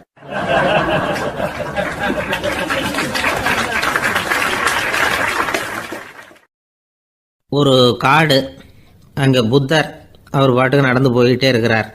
அவருக்கு பின்னாடி ஒரு குரங்கு, அதுவும் தொடர்ந்து வந்துக்கிட்டே இருக்குது. புத்தர் திரும்பி பார்த்தார். குரங்கு அப்படியே குதித்து உயர எழும்பி ஒரு கிளையில் போய் உக்காந்துது. ஏன் இப்படி பண்ணுறேன்னு கேட்டார் புத்தர். என்னை சாதாரணமாக நினைக்க வேணாம், நான் மகாமந்தி, என்னால் எல்லாம் முடியும், முடியாதுங்கிற வார்த்தையே என்னுடைய அகராதியில் கிடையாது, என்ன வேணும்னாலும் செய்வேன் அப்படின்னுது. அப்படின்னா ஒரு பந்தயம் வச்சுக்கலாமான்னாரு இவர். ஓ வச்சுக்கலாமேன்னுது. வேற ஒன்றும் இல்லை, இப்போ நீ மேலே எழும்பி அந்த கிளையில் உட்காந்தது மாதிரி அங்கேருந்து தாவி என் உள்ளங்கையில் உட்காரணும், அவ்வளவுதான் அப்படின்னார். அப்படி உட்காந்துட்டா என்ன பரிசு அப்படின்னு கேட்டது அது. சொர்க்கத்தில் இருக்கிற மாமன்னன் மரகத சக்கரவர்த்தியை என்னோட இருக்கும்படியாக கூப்பிட்டுக்கிறேன். அந்த சமயத்தில் அவருடைய அரியணை அங்கே காலியாயிடும், நீ அதில் போய் உட்காந்துக்கலாம். பந்தயத்தில் தோத்துட்டா ஒரு கல்ப காலம் இந்த பூமியில் வாழ வேண்டியிருக்கும், அதுக்கு பிறகு தான் என்கிட்ட வர முடியும், என்ன சொல்கிற அப்படின்னார். குரங்குக்கு தாவறது ஒரு பெரிய காரியமா? இது எனக்கு ரொம்ப சாதாரண விஷயம், என்ன இப்போவே தாவட்டுமா அப்படின்னுது. சரின்னு சொல்லி உள்ளங்கையை நீட்டினார். அவருடைய கை தாமரை இலை அளவுக்கு அப்படியே விரிஞ்சுது. குரங்கு சௌகரியமாக உட்கார்றதுக்காக. குரங்கு தாவறதுக்கு தயாராச்சு. அதுக்கு முன்னாடி ஒரு சின்ன யோசனை அதுக்கு. இந்த கிளையிலேருந்து அந்த கைக்கு தாவறது எனக்கு ரொம்ப அற்பமான ஒரு வேலை, இது ரொம்ப சாதாரணம், என்னுடைய கௌரவத்துக்கு இது சரியாக இருக்காது. அதனால் நான் என்ன பண்ண போகிறேன்னா, இங்கேருந்து கிளையிலேருந்து அப்படியே உயர எழும்ப போகிறேன். எழும்பி மேல் உலகம் போய் அங்கே ஒரு சுற்றி விட்டு அதுக்கப்புறம் அங்கேருந்து நேராக இந்த கையில் உட்கார போகிறேன் அப்படின்னு நினச்சிது. என்ன யோசிக்கிற அப்படின்னார் புத்தர். ஒன்றும் இல்லை, இந்த பாயிரம் பார் அப்படின்னு சொல்லி தாவி உயர போயிட்டுது. கொஞ்ச நேரத்தில் வான உலகத்துக்கே போய் சேர்ந்துட்டுது. அங்கே போய் பார்த்தா அங்கே ஒரு 5 பளிங்கு தூண்கள் இளம் சிவப்பு நிறத்தில் நின்றுக்கிட்டு இருக்குது. குரங்கு நினச்சிக்கிட்டுது, புத்தர்கிட்ட போய் இந்த பளிங்கு தூண்களை பார்த்தோம்னு சொன்னால் அப்படியே திகைச்சு போயிடுவார், இந்த தூணில் ஏதாவது அடையாளம் செஞ்சுட்டு போகணும் அப்படின்னு அந்த இடத்துல மிதந்துக்கிட்டே நினச்சிது. உடனே ஒரு தூணில் எழுதிச்சு. என்ன எழுதிச்சுன்னா, ஒரு மகா ஞானி இங்கே வந்துட்டு போகிறார் அப்படின்னு எழுதிச்சு. எழுதிவிட்டு அப்படியே கீழே தாவி புத்தரோட உள்ளங்கையில் உட்காந்துது. எப்படி பார்த்தீங்களா என்னுடைய வேலை? வான உலகத்துக்கே போய் அங்கே இருக்கிற 5 பளிங்கு தூண்களை பார்த்துட்டு அதில் நான் வந்த விவரத்தை எழுதி வச்சுட்டு அதுக்கப்புறம் இங்கே வந்திருக்கிறேன் அப்படின்னுது ரொம்ப பெருமையாக. அப்படியா அப்படின்னார் புத்தர். ஆமாம், சந்தேகமாக இருந்தால் வாங்க அழைச்சிட்டு போய் காட்டுறேன் அப்படின்னுது அந்த குரங்கு. அதுக்கு தேவையில்லை, அப்படியே கொஞ்சம் கீழே குனிஞ்சு பார்த்து தெரியும் அப்படின்னார் புத்தர். அங்கே பார்த்தா புத்தரோட உள்ளங்கை தெரிஞ்சுது. நல்லா உத்து பார்த்துது. அவரோட ஒரு விரலில் அது எழுதிய வாசகம் தெரிஞ்சுது. குரங்கு யோசனை பண்ணிச்சு, அப்படின்னா வானத்தில் நான் பார்த்தது புத்தரோட விரல்களா அப்படின்னு யோசிச்சுது. இதை புரிஞ்சுக்கிட்ட உடனே அந்த குரங்கோட கர்வம் அழிஞ்சு போச்சான். நம்ம மனசு தான் இந்த குரங்கு. மனம்ங்கிறதும் ஆணவம்ங்கிறதும் ஒரு நாணயத்தின் 2 பக்கங்கள். மனம் உள்ளவரை ஆணவமும் இருக்கும். மனம் அழிஞ்சாதான் ஆணவம் அழியும். மனம் அழிய வேண்டும் அப்படின்னு பெரியவங்க சொல்கிறது இந்த அர்த்தத்தில் தான். நம்ம ஆளுங்க சவால் விடுறதெல்லாம் வேறு மாதிரி. ஒருத்தன் ஒரு வாய்க்காலை தாண்டுறேன்னு பந்தயம் கட்டி தாண்ட முடியாமல் வாய்க்காலில் விழுந்து காலை உடச்சிக்கிட்டு கட்டு போட்டுக்கிட்டு வந்தான். ஏன்டா அப்படின்னு கேட்டாங்க. நான் பந்தயம் கட்டின நேரம் சரியில்லை அப்படின்னா. எப்படிறான்னு கேட்டிருக்காங்க. வாய்க்காலில் தண்ணி இருக்கிற நேரமாக பார்த்து பந்தயம் கட்டியிருக்கணும் அப்படின்னு நானும்.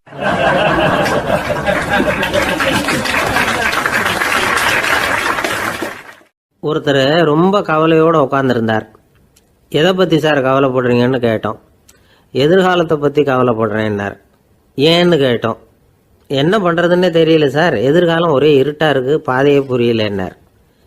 இன்னைக்கு நம்ம இளைஞர்கள் பல பேருக்கு எதிர்காலம் இருட்டாக தான் தெரியுது. அவங்கெல்லாம் இந்த கதையை கொஞ்சம் கேட்கணும். ஒரு மலை அடிவாரத்தில் ஒரு சின்ன கிராமம். அந்த மலை ரொம்ப உயரமானது. அடர்த்தியாக செடி கொடிகள் மரங்கள் அதில் மண்டி கிடக்குது. பகல் வேளையில் இருட்டாக தான் இருக்கும், அவ்வளவு அடர்த்தி. அந்த மலை உச்சியில் ஒரு கோவில். நாள் ராத்திரியே புறப்பட்டாதான் காலையில் அந்த கோவிலுக்கு போய் சேர முடியும்.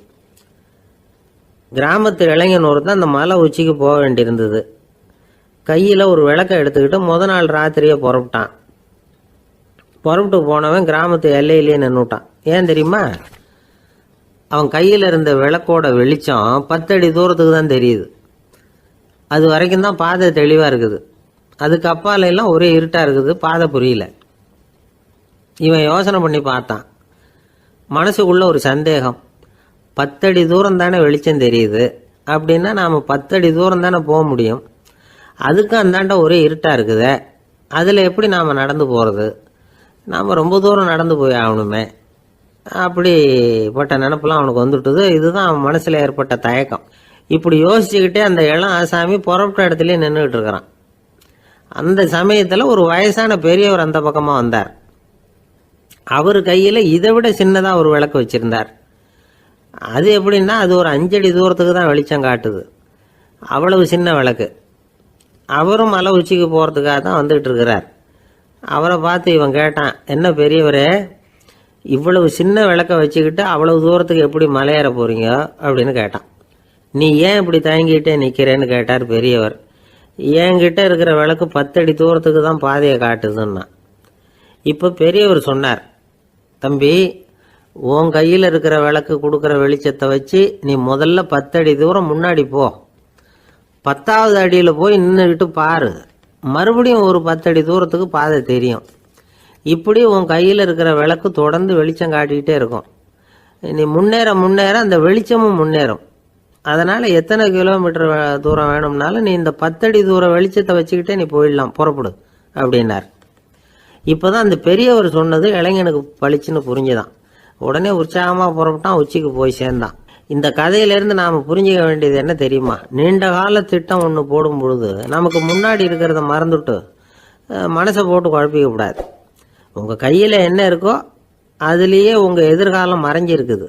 கண் முன்னாடி தெரியறத வச்சு ஆரம்பிங்க, போக போக வழி தானா புலப்படும் அப்படிங்கிறார் ஒரு பெரியவர்.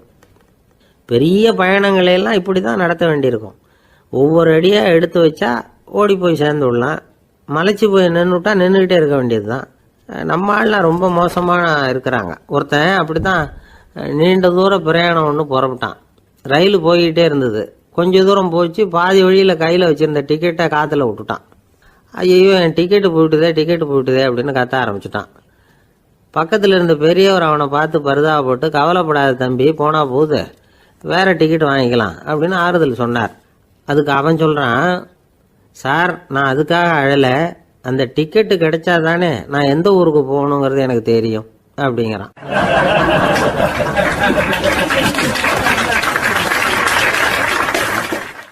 ஒரு ஊரில் ஒரு ஆள் இருந்தான். அவனுக்கு ஒரே ஒரு மகள். அவளை நல்ல இடத்துல கட்டி கொடுக்கணும்னு ஆசைப்பட்டான். அதுக்காக மாப்பிள்ளை தேடிக்கிட்டு இருந்தான். அவன் கொஞ்சம் வசதியான ஆள். அதனால் நிறைய பேர் வந்தாங்க. இருந்தாலும் ஒரு நல்ல குணமுள்ள மாப்பிள்ளையாக இருக்கணும் அவன் எதிர்பார்த்தான். அப்படி இருக்கணும்னு தொடர்ந்து முயற்சி பண்ணான். கடைசியாக ஒரு 3 பேர் கிடைச்சாங்க. அந்த 3 பேரில் யாரை தேர்ந்தெடுக்கிறது? இதுதான் அவனுக்கு வந்த குழப்பம். இந்த நிலைமையில் ஒரு பெரியவரை தேடி போனான். அவர்கிட்ட தன்னுடைய பிரச்சனையை சொன்னான். அவர் கொஞ்சம் யோசனை பண்ணார். அதுக்கப்புறம் 3 பேரையும் கூப்பிட்டார். இதை பாருங்கப்பா, உங்கள் 3 பேருக்கும் 3 மாத கால அவகாசம் தர்றேன். நீங்கள் இப்போ போகலாம். 3 மாதம் கழித்து திரும்பி வரலாம். அப்படி வரும்பொழுது இந்த 3 மாத காலத்தில் நீங்கள் செஞ்ச நல்ல காரியம் ஏதாவது ஒன்று சொல்லணும். அதை வச்சு உங்களில் ஒருத்தரை நாங்கள் தேர்ந்தெடுத்துக்கிறோம் அப்படின்னு சொன்னாராம். 3 பேரும் சரின்னு சொல்லிவிட்டு திரும்பி போயிட்டாங்க. 3 மாதம் ஆச்சு. அதுக்கப்புறம் ஒரு நாள் திரும்பி வந்தாங்க. அவர் அவங்கள கூப்பிட்டு உட்கார வச்சார். அப்புறம் கேட்டார், இப்போ சொல்லுங்கள், இந்த 3 மாத காலத்தில் நீங்கள் செஞ்சுருக்கிற ஏதாவது ஒரு நல்ல காரியத்தை சொல்லுங்க அப்படின்னார். முதல்ல ஒருத்தன் எழுந்திரிச்சு நின்னான். ஐயா, எங்கள் அப்பா இறந்த பிறகு அவரோட கணக்கு வழக்குகளை எடுத்து பார்த்துக்கிட்டு இருந்தேன். அவர் ஒரு வியாபாரிகிட்ட 10,000 ரூபா கடன் வாங்கியிருக்கிறதாக எழுதியிருந்தார். அந்த வியாபாரியும் இப்போ உயிரோடு இல்லை. இருந்தாலும் அந்த வியாபாரியோட மகனை தேடி கண்டுபிடிச்சேன். கணக்கு புத்தகத்தை காட்டினேன். உங்கள் அப்பா கிட்ட 10,000 ரூபா கடன் வாங்கியிருக்கிறதாக இதை எழுதியிருக்கிறார். அதனால் அதை திருப்பி கொடுக்கறதுக்காக வந்திருக்கிறேன், இந்தாங்க அந்த பணம் அப்படின்னு சொல்லி கொடுத்துட்டு வந்துட்டேன் அப்படின்னு நானும். இதை பெரியவர் கவனமாக கேட்டுக்கிட்டார். அதுக்கப்புறம் 2வது இளைஞன் எழுந்திருச்சான். ஐயா, நான் போன மாதம் ஒரு நாள் ராத்திரி வேளையில் ஒரு காட்டுப்பாதை வழியாக எங்கள் ஊருக்கு போய்கிட்டு இருந்தேன். அந்த சமயத்தில் அந்த வழியாக வந்துக்கிட்டு இருந்த ஒரு வழிப்போக்கர்கிட்ட 4-5 திருடர்கள் வம்பு வளர்த்து அவர்கிட்ட இருந்த பொருளை எல்லாம் கொள்ளையடிச்சிக்கிட்டு இருந்தாங்க. நான் உடனே ஒரு குச்சியை எடுத்துகிட்டு ஓடினேன். அந்த திருடர்களை அடித்து விரட்டினேன். பொருளை எல்லாம் மீட்டு அந்த வழிப்போக்கர்கிட்ட ஒப்படைச்சேன். அவரை பத்திரமா அழைச்சிட்டு போய் அவர் வீட்டில் விட்டுட்டு வந்தேன் அப்படின்னு நானும். இதையும் பெரியவர் கவனமாக கேட்டுக்கிட்டார். அடுத்தபடியாக 3வது இளைஞன் எழுந்திருச்சான். ஐயா, போன மாதம் ஒரு நாள் நான் ஒரு மலைப்பாதை வழியாக போய்கிட்டு இருந்தேன். மலைப்பாதை விளிம்பில் ஒரு மதகு கட்டை, அது மேலே ஒரு ஆள் படுத்து தூங்கிட்டு இருந்தான். அந்த பக்கம் தவறி உருண்டு விழுந்திருந்தான்னா அதில் பாதாளம், அது மலையடி வாரத்தில் போய் தான் விழணும், அவ்வளவு பள்ளம். அது தெரியாமல் அவன் பாட்டுக்கு தூங்கிட்டு இருந்தான். நான் உடனே அவன்கிட்ட ஓடி போய் குனிஞ்சு அவன் முகத்தை பார்த்தேன். அப்போ தான் புரிஞ்சுது, அவன் ஏற்கனவே எனக்கு தெரியும். அவனை எனக்கு நிறைய கெடுதல் பண்ணியிருக்கிறான், இடைஞ்சல் கொடுத்தவன். இருந்தாலும் ஐயோ பாவம்னு நினச்சி அவனை எழுப்பி பாதுகாப்பாக வேற ஒரு இடத்துல படுக்க வச்சுட்டு வந்தேன் அப்படின்னு நானும். பெரியவர் இதையும் கேட்டுக்கிட்டார். அதுக்கப்புறம் அவங்க 3 பேரையும் பார்த்து, நீங்கள் போகலாம், நாங்கள் யோசித்து முடிவு பண்ணி உங்களுக்கு சொல்லி அனுப்புகிறோம் அப்படின்னாராம். அந்த இளைஞர்கள் புறப்பட்டு போயிட்டாங்க.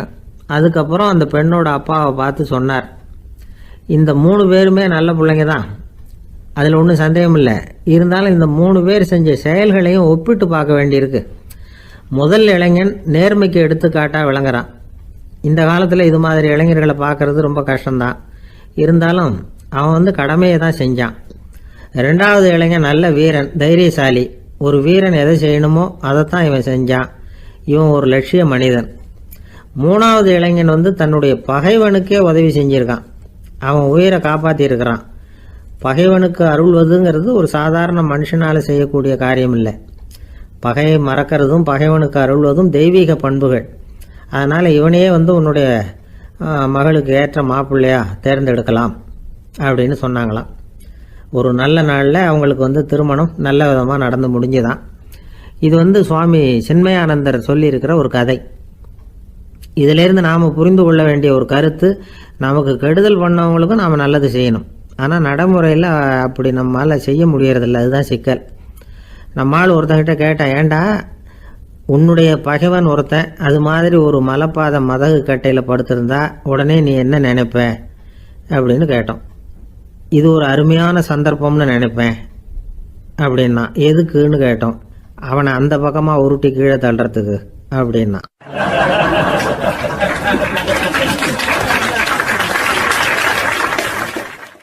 ஒரு அம்மா, அவங்களுக்கு 35 வயசு இருக்கும். குடும்பத்தில் எந்த கஷ்டமும் இல்லை. இருந்தாலும் காரணம் இல்லாமல் பிள்ளைங்க பேரில் கோவப்படுறது, எரிஞ்சு விடுறது அவங்க வழக்கம். பிள்ளைங்க அழும். உடனே அவங்க மனசும் சங்கடப்படும். இன்னொரு அம்மா, நல்ல வேலையில் இருக்கிறவங்க, வாரத்துக்கு ஒரு தடவையாவது தலைவலி வந்துடும். இவங்களுக்கெல்லாம் உடம்புல எந்த கோளாறும் இல்லை, மனசு மட்டும் சரியாக இருக்காது. தூக்க மாத்திரை கையில் வச்சுருப்பாங்க. 30-35 வயசுடைய பெண்களுக்கு சர்வசாதாரணமாக காணப்படுகிற மனக்கோளாறு இது. இதுக்கு பேர் மனவாட்டம், டிப்ரெஷன், மனமடிவு அப்படின்னு சொல்லலாம். இந்த நோய்க்கு அறிகுறி என்ன தெரியுமா? மனசில் வருத்தமான உணர்வு இருக்கும். அடிக்கடி அழலாம் போல தோணும். முன்னால் எல்லாம் எந்தெந்த செயலில் ஆர்வம் இருந்ததோ அதெல்லாம் குறைஞ்சிரும், அல்லது சுத்தமாகவே ஆர்வம் இல்லாமல் போயிடும். சில பெண்கள் இளம் வயசில் பக்கத்தில் இருக்கிறவங்க கிட்ட கலகலப்பாக பேசுவாங்க, வீட்டை அலங்கரிக்கிறதுல ஆர்வம் இருக்கும். இப்போ அதில் எல்லாம் ஆர்வம் இல்லாமல் போயிடும். எந்த வேலை செஞ்சாலும் சீக்கிரம் களைப்பு அடைஞ்சுடுறது மாதிரி ஆகிடும். நமக்கு யாருமே உதவியாக இல்லை, நம்ம எல்லாரும் கை விட்டுட்டாங்க போல இருக்குதே அப்படிங்கிற உணர்வுலாம் உண்டாகும். தன்னைத்தானே குறை சொல்லிக்குவாங்க. நாம் தப்பு பண்ணிவிட்டோம் போல இருக்குதே அப்படின்னு தோணும்.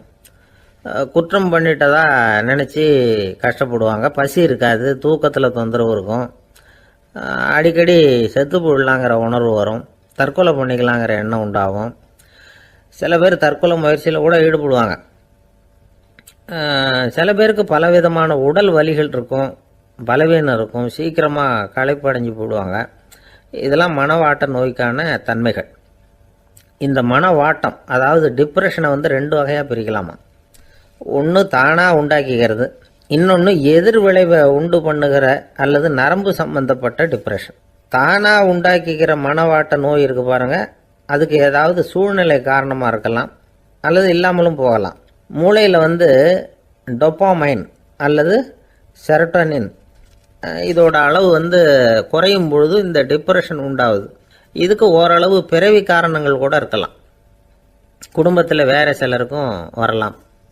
பாதிக்கப்பட்ட பெண்ணை வந்து பார்க்கறதுக்கு பலவீனமாக தெரியும், கடுமையான குற்ற உணர்வு இருக்கும், தனியாக இருக்கிறதுக்கு ஆசைப்படுவாங்க, நடு ராத்திரியில் எழுந்திரிச்சு உட்காந்து கஷ்டப்பட்டுக்கிட்டு இருப்பாங்க, கொடூரமான முறையில் தற்கொலை பண்ணிக்க முயற்சி பண்ணுவாங்க, தீ வச்சுக்கிறது, அமிலத்தை குடிக்கிறது, தூக்கில் தொங்குறது. இப்படி தானாக வரவழைச்சிக்கிற மனவாட்ட நோய் வந்து மறையக்கூடிய நோய்.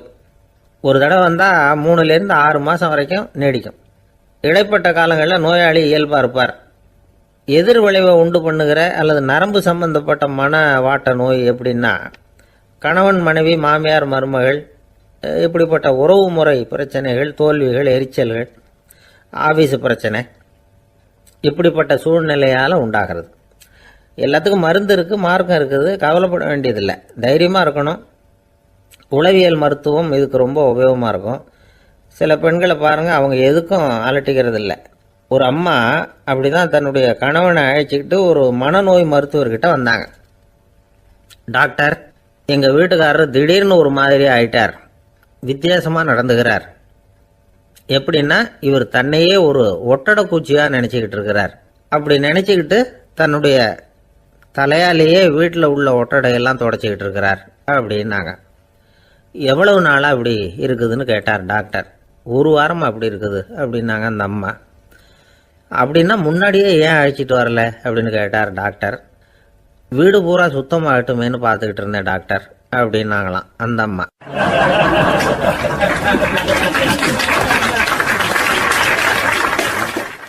ஒரே ஒரு ஊரில் ஒரு பாதிரியார் இருந்தார். ரொம்ப நாள் சந்தோஷமாக வாழ்ந்தார். ஒரு நாள் அவர் மடத்து சமையல் அறையில் பாத்திரங்களை கழுவி துலக்கி சுத்தப்படுத்திக்கிட்டு இருந்தார். அந்த சமயத்தில் ஒரு தேவ தூதன் அவர் முன்னாடி வந்து நின்னான். இவர் நிமிர்ந்து பார்த்தார்.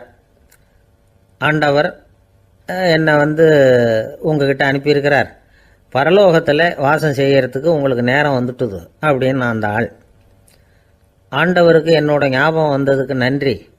ஆனாலும் இப்போ இங்கே நீயே பாரு, எவ்வளவு பாண்டங்கள் பாக்கி இருக்கு, இவ்வளவையும் நான் வந்து சுத்தப்படுத்த வேண்டியிருக்கு. நான் வந்து நன்றி கெட்டவனாக இருக்க விரும்பலை. இந்த பணியை முடிக்கிற வரைக்கும் என்னுடைய பரலோக வாழ்வை தள்ளி வைக்க முடியுமா? நீ என்ன நினைக்கிற அப்படின்னு கேட்டார். தேவதூதன் தனக்கே உரிய விவேகத்தோட அன்போட பாதிரியாரை பார்த்தான். சரி, என்ன செய்யலாம்ங்கிறத அப்புறம் சொல்கிறேன் அப்படின்னு சொல்லிவிட்டு புறப்பட்டு போயிட்டான். ஒரு நாள் அந்த பாதிரியார் தோட்டத்தில் உள்ள களைகளை எல்லாம் ஒரு களை கொத்தியால் கொத்தி களை எடுத்துக்கிட்டு இருக்கிறார்.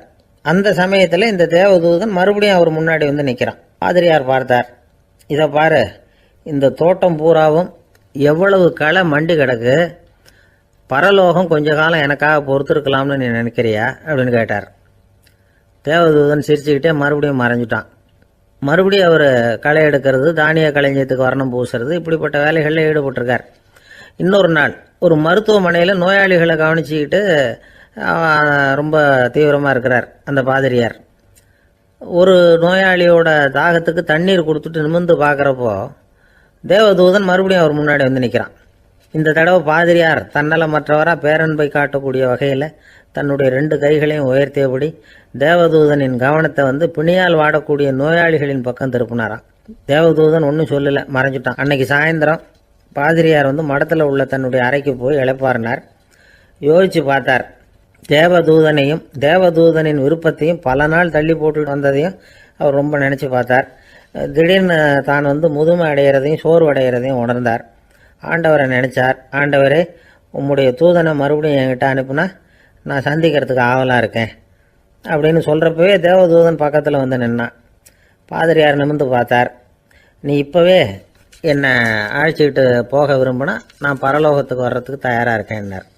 தேவதூதன் அந்த பாதிரியாரை அன்போடவும் விவேகத்தோடவும் பார்த்து, நீங்கள் வந்து என் கூட பரலோகத்துக்கு வர்ற தயாராக இருக்கிறதா சொல்கிறீங்க, ஆனால் நீங்கள் இது வரைக்கும் வேற எங்கே இருந்ததான் நினைக்கிறீங்க அப்படின்னு நானும்.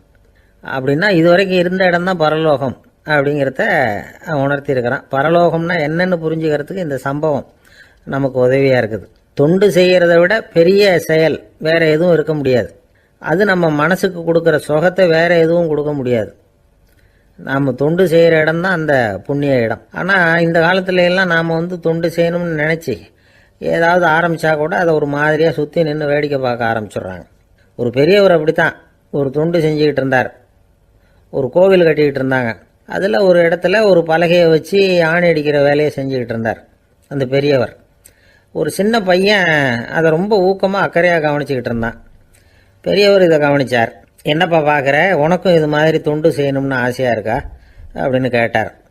அதுக்கு அந்த பையன் சொல்கிறான், அப்படி இல்லைங்க, நீங்கள் ஆணி அடிக்கிறப்போ கையில் சுத்தியால் அடிச்சுக்கிட்டா எப்படி துடிப்பீங்க எப்படி கத்துவீங்கன்னு தெரிஞ்சுக்கிறதுக்காக அதை பார்க்கணும்னு ஆசை, அதுக்காக தான் காத்துக்கிட்டு இருக்கேன் அப்படின்னு நான்.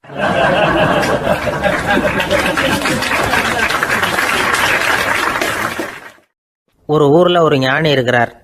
ரொம்ப பெரிய ஞானி. ரொம்ப வயசாயிட்டுது. கடைசி காலத்தில் அவர்கிட்ட சில பேர் வந்தாங்க. உங்கள் குரு யார் அப்படின்னு கேட்டாங்க. அவர் நிமிர்ந்து பார்த்தார். எனக்கு ஆயிரக்கணக்கான குருமார்கள் உண்டு. அவங்க பேரெல்லாம் சொல்லணும்னா இந்த காலம் பத்தாது. ஆனால் முக்கியமான ஒரு 3 பேரை பற்றி மட்டும் உங்களுக்கு சொல்கிறேன் அப்படின்னாராம். அப்புறம் சொன்னார், அந்த 3 பேரில் ஒருத்தன் ஒரு திருடன். ஒரு சமயம் ஒரு பாலைவனம் வழியாக நான் போய்கிட்டு இருந்தேன். அப்போது வழி தவறி போய் ஒரு கிராமத்துக்கு போயிட்டேன். அது இருட்டு நேரம், நடு ராத்திரி, ஊரே உறங்கி போச்சு. அந்த நேரத்தில் ஒரு ஆள் மட்டும் ஒரு வீட்டு சுவத்தில் ஏதோ பண்ணி உள்ளே நுழையிறதுக்கு முயற்சி பண்ணிகிட்டு இருக்கிறான். அவங்கிட்ட போய் நான் இன்னைக்கு இங்கே எங்கே தங்க முடியும் அப்படின்னு கேட்டேன். அதுக்கு அவன், இந்த ராத்திரி வேளையில் அது ரொம்ப சிரமம், ஒரு திருடனோட உங்களால் தங்க முடியும்னா நீங்கள் என்னோட தங்கலாம் அப்படின்னா. நான் அவங்க கூட 1 மாதம் தங்கியிருந்தேன். ஒவ்வொரு நாள் ராத்திரியும் இப்போ நான் என்னுடைய வேலைக்கு போகிறேன், நீங்கள் ஓய்வு எடுத்துக்கோங்க அப்படின்னு சொல்லிவிட்டு போவான். அவன் திரும்பி வந்த உடனே உனக்கு ஏதாவது கிடைச்சிதான்னு நான் கேட்பேன். அதுக்கு அவன், இன்னைக்கு ராத்திரி ஒன்றும் இல்லை, நாளைக்கு மறுபடியும் முயற்சி பண்ணுவேன் அப்படின்பா. எப்பவும் அவன் நம்பிக்கை இழந்ததே கிடையாது.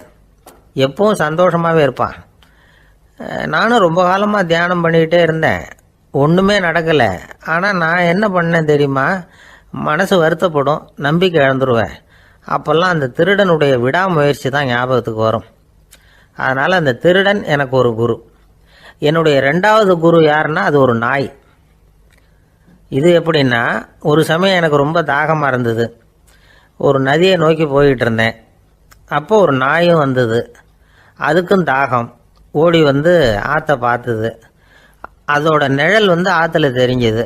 அதை பார்த்ததும் பயந்துட்டுது. அதாவது அது தன்னுடைய சொந்த உருவத்தையே கண்டு பயந்தது. அதை பார்த்து குறைக்குது, திரும்பி ஓடிச்சு. ஆனால் அதுக்கு தாகம் அதிகமாக இருந்ததுனால அது மறுபடியும் திரும்பி வந்தது. பார்த்தா மறுபடியும் தண்ணியில் நாயோட உருவம் தெரியுது. இப்படி சில தடவை பண்ணிச்சு. இருந்தாலும் கடைசியில் தண்ணியில் குதிச்சுட்டுது துணிஞ்சி. இப்படி குதித்த உடனே அதோட உருவமும் மறைஞ்சுட்டுது. இதை பார்த்தேன். நான் என்ன புரிஞ்சுக்கிட்டேன்னா, எவ்வளவுதான் பயம் இருந்தால் கூட ஒருத்தன் தைரியமாக காரியத்தில் இறங்கணும் அப்படிங்கிறத புரிஞ்சுக்கிட்டேன். இந்த போதனை அந்த நாய்கிட்ட இருந்து எனக்கு கிடைச்சிது. இது ஒன்று. அடுத்தது என்னுடைய 3வது குரு யாருன்னா அது ஒரு சின்ன குழந்தை. நான் ஒரு சமயம் ஒரு நகரத்துக்கு போனேன். அங்கே ஒரு குழந்தை எரிகிற மெழுகுவத்தி ஒன்று எடுத்துக்கிட்டு வந்தது. நான் அந்த குழந்தைய பார்த்து வேடிக்கையாக கேட்டேன், ஏன் பாப்பா இந்த மெழுகுவத்தியை நீயாவே கொளுத்துனியா அப்படின்னு கேட்டேன். ஆமான்னுது அந்த குழந்தை. சரி, இந்த மெழுகுவத்தி முன்னாடி எரியாமல் இருந்தது, இப்போ எரியுது. இந்த மெழுகுவத்திக்கு வெளிச்சம் எங்கேருந்து வந்தது, அதை எனக்கு காட்ட முடியுமா அப்படின்னு கேட்டேன் அந்த குழந்தைகிட்ட.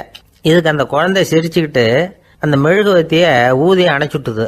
அதுக்கப்புறம் என்னை பார்த்து கேட்டுது, இப்போ இந்த மெழுகுவத்தியின் வெளிச்சம் போனதை பார்த்தீங்க இல்லையா, அது எங்கே போச்சுன்னு எனக்கு சொல்லுங்க அப்படின்னுது. அந்த குழந்தை இப்படி கேட்டதும் என்கிட்ட இருந்த ஆணவம் அழிஞ்சுட்டுது. நான் படித்ததெல்லாம் அந்த வினாடியில் சுக்கு நூறாக போயிட்டுது. என்னுடைய முட்டாள்தனத்தை நான் உணர்ந்தேன் அப்படின்னு இவ்வளவும் அந்த ஞானி விவரமாக சொன்னாராம். அதனால் நாம் இன்னார்கிட்ட இருந்து தான் இதை கற்றுக்கணுங்கிறது இல்லை, யாருக்கிட்ட இருந்தும் எதையும் கற்றுக்கலாம்.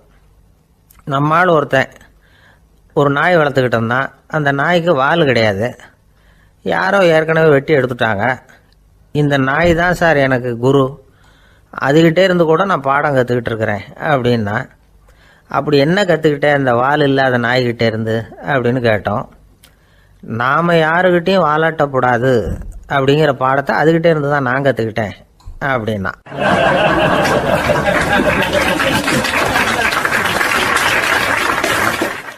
ஒருத்தர் சிகரெட்டும் கையுமா வந்தார். சார், இந்த புகைப்பிடிக்கிற பழக்கத்தை நிறுத்தி போடணும்னு தான் பார்க்குறேன், முடியலன்னார். புகைப்பிடிக்கிறத நிறுத்துறது ரொம்ப சுலபம் சார் அப்படின்னார் இன்னொருத்தர். எப்படி சொல்கிறீங்கன்னு கேட்டார் அவர். நான் கூட ஏற்கனவே 10 தடவை அந்த பழக்கத்தை நிறுத்தி இருக்கிறேன் சார் அப்படின்னார் இவர். இதுலேருந்து என்ன தெரியுது? புகைப்பழக்கத்தை திடீர்னு விட்டு விடுறதுங்கிறது ரொம்ப கஷ்டம்னு தெரியுது. இருந்தாலும் இது சம்பந்தமான ஆராய்ச்சி, அனுபவம், இது ரெண்டையும் அடிப்படையாக வச்சு சில வழிமுறைகளை சொல்கிறாங்க. அதாவது புகைப்பிடிக்கிறத நிறுத்துறதுக்கு 10 வழிகள் உண்டு அப்படின்னு சொல்கிறாங்க. அது என்னங்கிறத தெரிஞ்சுக்கிட்டா உபயோகப்படுதான்னு பார்க்கலாமே. முதல் கருத்து என்னன்னா, கொஞ்ச நாளைக்கு புகைப்பிடிக்கிற நண்பர்களை விட்டு விலகி இருக்கணும். இதனால் புகைப்பிடிக்கிற ஆசை குறையும். அந்த பழக்கத்தை மறுபடியும் ஆரம்பிக்கப்படாதுங்கிற எண்ணம் உறுதிப்படும். ரெண்டாவது கருத்து, புகைப்பிடிக்கிறதை எதிர்த்து தீவிரமாக பிரச்சாரம் செய்ய ஆரம்பிச்சிடணும். அது அடுத்தவங்களுக்கும் உபயோகப்படும், உங்களுக்கும் உபயோகப்படும். உங்கள் உள்ளுணர்வை அது தூண்டும், உங்களை உறுதி கொள்ள வைக்கும். மூன்றாவது கருத்து என்னன்னா, தினமும் 2 தடவை குளிக்கணும். எப்படி தெரியுமா? முதல்ல வெது வெதுப்பான தண்ணீர், அப்புறம் குளிர்ந்த தண்ணீர், இப்படி மாறி மாறி குளிக்கணுமா. நாலாவது கருத்து, உடற்பயிற்சிகள் செய்யணும். மூச்சு வாங்குற மாதிரியான பயிற்சிகள் ரொம்ப நல்லதான். பிராணாயாமம் அப்படிங்கிற மூச்சு பயிற்சி ரொம்ப நல்லதுங்கிறாங்க. அப்புறம் 5வது கருத்து, சாப்பாடு மிதமாக இருக்கணும், சீராக இருக்கணும். பச்சை காய்கறிகள், பழங்கள் சாப்பாட்டில் சேர்த்துக்கலாம். அடிக்கடி கொஞ்சம் கொஞ்சமாக சாப்பிட்டு ரத்தத்தில் சர்க்கரையின் அளவை பராமரிக்கணும். இது நரம்புகளை அமைதிப்படுத்தும். 6வது கருத்து என்னன்னா, ரொம்ப நேரம் பசியோடு இருக்கக்கூடாது. புகைப்பிடிக்கிறத நிறுத்த முயற்சி செய்யும் பொழுது எடை குறைப்பு நடவடிக்கைகளை மேற்கொள்ளக்கூடாது. 7வது கருத்து, காப்பி, தேநீர், மதுபானம், அப்புறம் போதைப் பொருள்கள் கலந்த உணவுகள் இதெல்லாம் வேணாம். புகைப்பிடிக்கிறத அதெல்லாம் ஊக்கப்படுத்தும். கடுகு, மிளகு, அப்புறம் காரமான பொருள்களை தவிர்க்கணும். உப்பு அளவை குறைக்கணும். தினமும் 10 குவளை தண்ணீராவது குடிக்கணும். வெறும் தண்ணி புகைப்பிடிக்கிற ஆவலை தணிக்குதான். 8வது கருத்து, கையில் சிகரெட்டு, புகையில ஏதாவது இருந்தால் உடனே தூக்கி எறிஞ்சிருங்க. அது கையில் இருக்கிற வரைக்கும் புகைப்பிடிக்கிற ஆசை வந்துக்கிட்டே இருக்கும். 9வது கருத்து என்னன்னா, இறை நம்பிக்கை உள்ளவங்க புகைப்பிடிக்கிற எண்ணம் வர்றப்போவெல்லாம் பிரார்த்தனை செய்ய ஆரம்பிச்சுடலாம். 10வது கருத்து, உங்களுக்கு ரொம்பவும் வேண்டியவங்க யாரோ அவங்கக்கிட்ட எல்லாம் நீங்கள் புகைப்பிடிக்கிறத நிறுத்தி விட்டதா சொல்லிவிடுங்க. இந்த 10 வழிகளையும் கடைபிடிக்க ஆரம்பிச்சுட்டா புகைப்பிடிக்கும் பழக்கத்தை நிறுத்தி விடலாம் அப்படின்னு சொல்கிறாங்க அனுபவப்பட்டவங்க. முயற்சி பண்ணி பார்க்கலாம். ஒரு முக்கியமான இடத்துல நின்றுக்கிட்டு இருந்தார் ஒருத்தர். அங்கே இன்னொருத்தர், ஏன் சார் இந்த இடத்துல சிகரெட் பிடிக்கலாமா அப்படின்னு அனுமதி கேட்டார். இந்த இடத்துல சிகரெட் பிடிக்கக்கூடாதுங்க அப்படின்னாரு இவர். நீங்கள் இப்படி சொல்கிறீங்க, ஆனால் இந்த இடத்துல கீழே நிறைய சிகரெட் துண்டுகள் கிடக்குதே, அவங்கெல்லாம் யார்? அவங்கெல்லாம் உங்கள் மாதிரி என்கிட்ட அனுமதி கேட்காதவங்க அப்படின்னாராம் இவர்.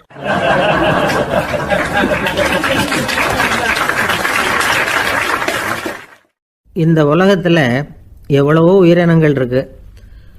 ஒவ்வொன்றும் ஒவ்வொரு விதமாக சண்டை போடுது. இப்போ 2 மாடு சண்டை போட்டுக்குதுன்னு வச்சுங்க, என்ன பண்ணும்? 2 முட்டிக்கும். அதுக்கு சண்டை போடுறதுக்கு ஆயுதமாக உபயோகப்படுறது அதோட கொம்பு. 2 சேவல் சண்டை போட்டுக்குதுன்னு வச்சுங்க, அதுக்கு ஆயுதமாக உபயோகப்படுறது அதோட கால் நகம். காலால் தான் அது ஒன்றோட ஒன்று சண்டை போட்டுக்கும். ஆனால் 2 மனுஷன் சண்டை போட்டுக்கிறான்னு வச்சுங்க, இவன் இன்னதை தான் ஆயுதமாக உபயோகப்படுத்துவான்னு குறிப்பிட்டு சொல்ல முடியாது. கல்லை எடுப்பான், கத்தி எடுப்பான், துப்பாக்கி எடுப்பான், என்ன வேணாலும் பண்ணுவான். வாயால் திட்டுவான், கையால் அடிப்பான், காலால் உதைப்பான், சகலகலாக வல்லவன். விலங்குகள்லாம் பொதுவாக வாயை சாப்பிட்றதுக்கு மட்டும்தான் உபயோகப்படுத்துது. ஆனால் இவனுக்கு சாப்பிட்றதுக்கும் அதுதான், சாப்பிட்டு விட்டு திட்டுறதுக்கும் அதுதான். ஆனால் ஒரு விஷயத்தில் மட்டும் கெட்டிக்கிறேன். அதாவது நாம் சண்டை போட்டுக்கிட்டாலும் பரவாயில்லை, கோழிகள் சண்டை போடாமல் இருக்கணும் அப்படின்னு ஆசைப்படுறான். எதுக்காக? கோழிகள் சண்டை போடாமல் இருந்தால் நிறைய முட்டைகள் போடுமா, அதுக்காக தான் இந்த அக்கறை. கோழி பண்ணை வச்சுருக்கிறவங்களுக்கு இது ஒரு பெரிய பிரச்சனை. அதாவது பண்ணையில் இருக்கிற கோழிகளுக்குள்ளே அடிக்கடி சண்டை வந்துடும். அதனால் முட்டை உற்பத்தி குறைஞ்சிரும். சரி, இதுக்கு என்ன பண்ணுறது? பண்ணையில் போய் உட்காந்துக்கிட்டு தினமும் பஞ்சாயத்து பேசிகிட்டு இருக்க முடியுமா? அமெரிக்காவில் கோழி பண்ணை வச்சுருக்கிற ஒருத்தர் இதை பற்றி யோசனை பண்ணி பார்த்தாராம். ஒரு வழியையும் கண்டுபிடிச்சிருக்கார். கோழிக்கெல்லாம் மூக்கு கண்ணாடி மாட்டி விட்டுட்டோம்னா அது சண்டை போடுற குணம் குறைஞ்சிரும், முட்டை அதிகமாகிடும். அந்த கண்ணாடியில் உள்ள லென்ஸ் சிவப்பு நிறத்தில் இருக்கணும், அவ்வளவுதான் அப்படின்னு அவர் கண்டுபிடிச்சாராம். இது ஏற்கனவே நடைமுறையில் கண்டுபிடிக்கப்பட்ட ஒரு விஷயம். ஆனால் எல்லா கோழிக்கும் சிவப்பு மூக்கு கண்ணாடி எப்படி மாட்டி விடுறது? அப்படியே மாட்டி விட்டாலும் அது நழுவாமல் இருக்கணுமே. இப்போ நாமெல்லாம் நடு வரலால் மூக்கு கண்ணாடி நடுவில் தொட்டு அப்படி ஸ்டைலாக சரி பண்ணிக்கிறோம். அது மாதிரி கோழி எப்படி சரி பண்ணிக்கும்? இதுதான் பிரச்சனை. இதுக்கு அவர் என்ன வழி கண்டுபிடிச்சாருன்னா, கோழிக்கெல்லாம் மூக்கு கண்ணாடிக்கு பதிலாக விழியொட்டு வில்லைகள், கான்டாக்ட் லென்ஸ், அதை பொருத்தி விட்டா என்ன அப்படின்னு யோசனை பண்ணார். அதே மாதிரி பண்ணார். அதே மாதிரி செஞ்சு பார்த்தார், வெற்றி. அதுக்கப்புறம் கோழியெல்லாம் சண்டை போட்டுக்கலையாம், சமாதான பிரியர்கள் ஆகிட்டு தான். கோழிகளுக்கு இயல்பாகவே சண்டை போடுற குணம் உண்டு. ஆனால் அதோட கண்ணுக்கு பார்க்குற பொருள்லாம் ரோஜா நிறத்துலையோ அல்லது இன்னும் சொல்ல போனால் அழுத்தமான சிவப்பு நிறத்துலையோ தெரிஞ்சதுன்னா சண்டை போடுற குணம் குறைஞ்சிருதான். அந்த சமயத்தில் அது அதிகமாகவும் முட்டையிட ஆரம்பிச்சுடுதான். அதே நேரத்தில் இறை எடுக்கிறத கூட குறைச்சிக்குதான். இது ஏன் இப்படி பண்ணுதுங்கிறது விஞ்ஞானிகளுக்கு இன்னமும் புரியலையா. எப்படியோ அமெரிக்க கோழிகள்லாம் கான்டாக்ட் லென்ஸ் பொருத்திக்க ஆரம்பித்தாச்சு. கோழி கழுத்தை பிடிச்சிக்கிட்டு ஒரு சில வினாடிகளில் அதை பொருத்தி விட்றாங்களாம். கோழியோட ஆயுள் பூரா அது அப்படியே இருக்குமா. பண்ணையில் முட்டை உற்பத்தி குறைஞ்சா இது மாதிரி விஞ்ஞானபூர்வமாக பரிகாரம் தேடுறது தான் நல்லது. நமக்கு வேண்டியப்பட்ட ஒருத்தர், அவர் ஒரு கோழி பண்ணை வச்சுருந்தார். அந்த பண்ணையில் பாதி கோழி திடீர்னு செத்து போச்சு. உடனே ஒரு கால்நடை மருத்துவர்கிட்ட போக வேண்டியது தானே. அங்கே போகல. உள்ளூரில் மந்திரம் பண்ணிகிட்டு இருந்த ஒரு சாமியார்கிட்ட போனார். அவர் காலில் விழுந்தார். சாமி, என் பண்ணையில் பாதி கோழி செத்து போட்டுதுன்னார். சாமியார் யோசனை பண்ணார். சரி, பண்ணையில் வாசப்படி கிழக்கு பக்கமாக வச்சுருக்கியா மேற்கு பக்கமாக வச்சுருக்கியான்னு கேட்டார். கிழக்கு பக்கமாக இருக்குன்னார் அவர். அதுதான் தப்பு, மேற்கு பக்கமாக அதை மாற்று, சரியாக போடும்னாராம். அதே போல் இவர் போய் மாற்றிவிட்டார். அப்பவும் பாதி செத்து போச்சு. மறுபடியும் சொன்னார், சாமி மறுபடியும் பாதி கோழி செத்து போட்டுதேன்னார். சரி, கூரை எப்படி போட்டிருக்க, ஓடு போட்டிருக்கியா இல்லை கீத்து போட்டிருக்கியான்னார். ஓடு போட்டிருக்கேன்னாராம் அவர். அதுதான் தப்பு, கீத்து போட்டுரும், சரியாக போடும்னாராம். சரின்னு போய் அதையும் மாற்றி பார்த்தார். மறுபடியும் போயிட்டுது, கோழி செத்து போச்சு. வந்தார். மறுபடியும் பாதி செத்து போச்சு சாமின்னு வந்தார். இவரும் யோசனையை மாற்றி மாற்றி சொல்லிகிட்டே இருக்கிறார். இப்படி அவரும் மாற்றி மாற்றி பார்த்தார். 6வது தடவையாக அவரை தேடிட்டு வந்தார். அந்த சமயத்தில் இவர் ரொம்ப தீவிரமாக யோசனை பண்ணி பார்த்துட்டு, அது சரிப்பா, நீயும் என்கிட்ட சளைக்காமல் வந்துக்கிட்டு இருக்கிற, நானும் யோசனை சொல்லிகிட்டு இருக்கேன். இப்போவும் உங்ககிட்ட சொல்கிறதுக்கு என்கிட்ட யோசனை நிறையா இருக்குது. ஆனால் சோதிக்கிறதுக்கு உங்ககிட்ட கோழி இல்லையே, என்ன பண்ணுறது அப்படின்னாராம் இவர்.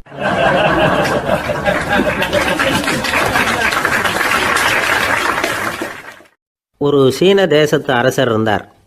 அவருக்கு வயசாயிட்டுது. அவருக்கு அடுத்தபடியாக அவருடைய புள்ள பட்டத்துக்கு வரணும், ஆட்சி பொறுப்பை ஏற்றுக்கணும்.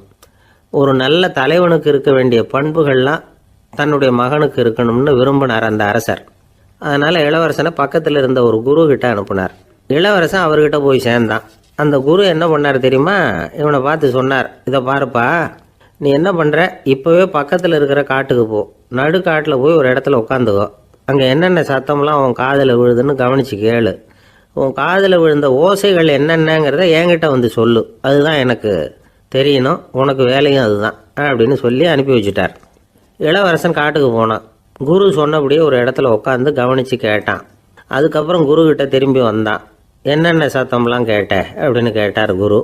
குருவே, காட்டில் நான் பறவைகள் சத்தம்லாம் கேட்டேன், மிருகங்களின் ஓசையையும் கேட்டேன், இதை தவிர இடி மின்னல் மழை இதுகளோட சத்தத்தையும் கேட்டேன் அப்படின்னா.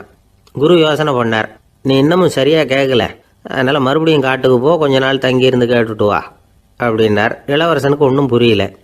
இருந்தாலும் குருவின் கட்டளையாச்சே, மறுக்க முடியுமா? உடனே அவன் மறுபடியும் காட்டுக்கு போனான். ஒரு இடத்துல உட்காந்தான். கொஞ்ச நேரம் உன்னிப்பாக கவனித்து கேட்டான். சில நாள் கழித்து குருக்கிட்ட திரும்பி வந்தான். குருவே, இந்த தடவை சில துல்லியமான சத்தங்களை எல்லாம் கேட்டான். தேனி பறக்கிற சத்தம், நீரோடையின் மெல்லிய ஓசை, இதெல்லாம் கேட்டேன்னா.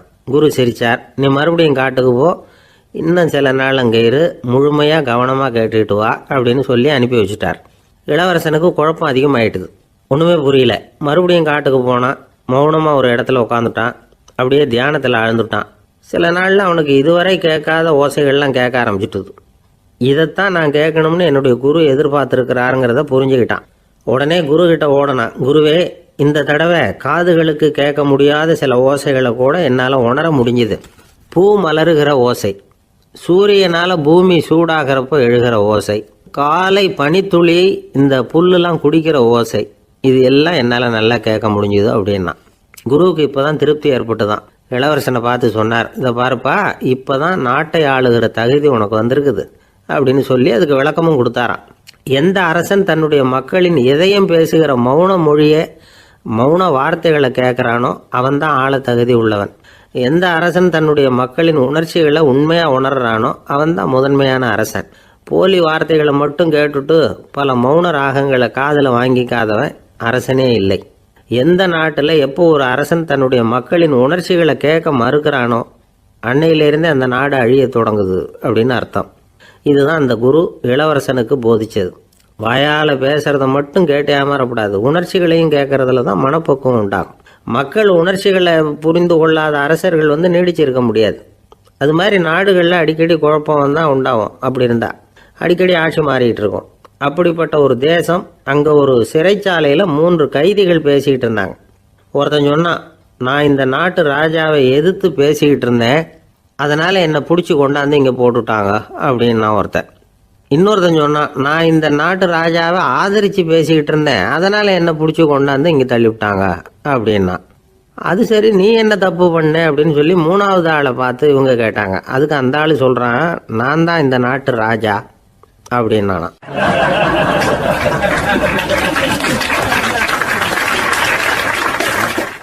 ஒரு ஊரில் ஒரு பெரிய ஞானி இருந்தார். அவர் படுக்கையில் இருந்தார். இன்னும் கொஞ்ச நேரம்தான் அவர் இந்த உலகத்தில் இருக்க போகிறார். அவரை சுற்றி ஏகப்பட்ட கூட்டம். ஏற்கனவே அவருடைய உபதேசங்களை கேட்டவங்க பல பேர் அவரை சுற்றி நிற்கிறாங்க. அந்த ஞானி மெதுவாக கண்ணை திறந்து பார்க்குறார். எல்லாரும் அவருடைய கடைசி வார்த்தையை கேட்கறதுக்காக அவளோட காத்துக்கிட்டு இருக்கிறாங்க. அந்த ஞானி மெதுவாக பேச ஆரம்பித்தார். நான் என்னுடைய வாழ்நாள் பூராவும் உங்களுக்கு நிறைய போதனைகள் சொல்லிக்கிட்டு இருக்கிறேன். பேரானந்தம், மகிழ்ச்சி, தியானத்தன்மை, இதை பற்றியெல்லாம் சொல்லியிருக்கிறேன். இப்போ நான் வேற ஒரு கரைக்கு போய்கிட்டு இருக்கிறேன். நான் இனிமேல் இந்த கரையில் இருக்க மாட்டேன். நீங்கள் நான் சொன்னதையெல்லாம் கேட்டீங்க, ஆனால் எதையும் நீங்கள் நடைமுறைப்படுத்தி பார்க்கல. எல்லாம் கேட்டதோடு சரி, அதோடு விட்டுவிட்டீங்க. அப்புறம் அதை தள்ளி போட்டுக்கிட்டே வந்துட்டீங்க. மேலும் அதை தள்ளி போடுறதுல எந்த பிரயோஜனமும் கிடையாது. இப்போ நான் போய்கிட்டு இருக்கிறேன், உங்களில் யாராவது என்னோட வர்றதுக்கு தயாரா அப்படின்னு கேட்டார். அவ்வளவுதான், யாரும் வாயை திறக்கலை. ஒரே மௌனம், சத்தமே இல்லை. ஒருத்தர் பார்த்துக்கிட்டே நிற்கிறாங்க. அந்த கூட்டத்தில் ஒரு ஆள் அந்த ஞானி கூடவே 40 வருஷத்துக்கு மேலே இருந்திருக்கிறான். அவனும் வாயை திறக்காமல் இன்னொருத்தன் முகத்தை பார்த்துக்கிட்டே நிற்கிறான். இந்த சமயத்தில் பின்னாடி நின்றுக்கிட்டு இருந்த ஒருத்தன் கையை தூக்கினான். ஞானி அவனை பார்த்தார். சரி, ஒருத்தனுக்காவது நம்மோட வர்றதுக்கு தைரியம் இருக்குது அப்படின்னு நினச்சார். ஆனால் அந்த ஆள் என்ன சொன்னான் தெரியுமா? ஐயா, நீங்கள் கேட்குறப்போ நான் உடனே எழுந்திருக்கல, கையை மட்டும்தான் தூக்கினேன். என்ன காரணம்னா, நான் எப்படி அடுத்த கரைக்கு சேர்றதுங்கிறது தெரிஞ்சுக்கிறதுக்காக தான். அந்த விவரத்தை மட்டும் இப்போ உங்ககிட்ட இருந்து நான் தெரிஞ்சுக்க ஆசைப்படுறேன். ஏன்னா இப்போ நான் உங்கள் கூட வர்றதுக்கு தயாராக இல்லை. எவ்வளவோ காரியங்களை நான் இன்னும் இங்கே முடிக்க வேண்டியிருக்குது. வீட்டுக்கு ஒரு விருந்தினர் வந்திருக்கிறார். என்னுடைய இளைய மகனுக்கு கல்யாணம் பண்ணி வைக்கணும். அதனால் இன்றைக்கி உங்கள் கூட வர முடியாது. அது மட்டும் இல்லை, இப்போ உங்கள் கூட அடுத்த கரைக்கு வந்தால் திரும்பி வர முடியாதுன்னு வேறு சொல்கிறீங்க. அதனால் இப்போ நான் வரல. இன்னொரு நாள் நிச்சயமாக நான் வர்றேங்க, உங்களை சந்திக்கிறேன். அதனால் இப்போ நீங்கள் இன்னொரு தடவை எங்களுக்கு விளக்கமாக சொல்லணும். ஏற்கனவே பல தடவை சொல்லியிருக்கிறீங்க. தயவு பண்ணி இப்போ ஒரு தடவை சொன்னீங்கன்னா சௌகரியமாக இருக்கும். அந்த அடுத்த கரையை அடையிறது எப்படி, இப்போ ஒரு தடவை அதை விளக்கமாக சொல்லிட்டிங்கன்னா நல்லா ஞாபகப்படுத்திக்குவேன். அது சரியான சமயம் வர்றப்போ இது எனக்கு உதவியாக இருக்கும் அப்படின்னு நானா. ஆனால் உண்மை என்ன தெரியுமா? அந்த சரியான சமயம் வரவே இல்லை அப்படிங்கிறது தான் உண்மை. இப்படி அந்த கதை முடியும். இந்த கதை அந்த ஒரு ஆளுக்கு மட்டும் இல்லை, கிட்டத்தட்ட எல்லாருக்குமே அது பொருந்தும் அப்படிங்கிறாங்க விவரம் தெரிஞ்சவங்க. எல்லாருமே அந்த சரியான தருணத்துக்காக தான் காத்துக்கிட்டு இருக்கிறாங்களாம். அதுக்காக ஜோசியம் பார்க்குறாங்க, கைரேகை பார்க்குறாங்க, நாளைக்கு என்ன நடக்குங்கிற ஆவலில் எல்லாரும் காத்துக்கிட்டு இருக்கிறாங்க. ஆனால் அந்த ஒரு நாள் ஒருபோதும் வரப்போகிறதில்ல. நீங்கள் தள்ளி போடுறதுக்காக பல அர்த்தமில்லாத காரணங்களை தேடுறீங்க அப்படிங்கிறார் ஒரு ஞானி. காத்திருக்கிறதுலேயே நம்ம காலம் ஓடி போயிடுது. ஏன்னா இன்னைக்கு நாம் சிந்திக்கிறது நாளைக்கு நாம் சிந்திக்கிறது இல்லை. ஒவ்வொரு நாளும் ஒவ்வொரு மாதிரி போயிடுது. நாளைக்கு மறுநாளை பற்றியே சிந்திக்கிறோம். இப்படியே அது பாட்டுக்கு போயிடும். கரையை தொட்டு பார்க்குறது எப்போ, இதுதான் கேள்வி. நமக்கு வேண்டியப்பட்ட ஒருத்தர் ஒரு ரயில்வே பிளாட்ஃபாரத்தில் நின்றுட்டு இருக்கிறார். அங்கே இருக்கிறவங்க கிட்ட கேட்குறாராம், விசாரிக்கிறாரு. ஏங்க கிழக்க போகிற ரயில் போயிட்டுதுங்களான்னாராம். போயிட்டுதுன்னு இருக்கிறாங்க. கொஞ்ச நேரம் கழிச்சு ஏங்க மேற்க போகிற ரயில் போயிட்டுதுங்களான்னு கேட்டிருக்காரு. போயிட்டுதுங்களான் இருக்காங்க. அப்புறம் கொஞ்ச நேரம் கழிச்சு மறுபடியும் ஏங்க 10:30 மணி வண்டி போயிட்டுதான்னு கேட்டிருக்காரு. தொடர்ந்து காலையிலேருந்து சாயந்தரம் வரைக்கும் இப்படி ஒரே இடத்துல நின்றுட்டு கேட்டுக்கிட்டே இருக்கிறார். இதை பார்த்துக்கிட்டு இருந்த ஒருத்தர் அவர்கிட்ட வந்து, ஏங்க நீங்கள் எங்கே போகணும் அப்படின்னு கேட்டாராம். இவர் மெதுவாக சொன்னாராம், இந்த ரயில்வே லைனை தாண்டி அந்த பக்கம் போகணும் அப்படின்னாராம்.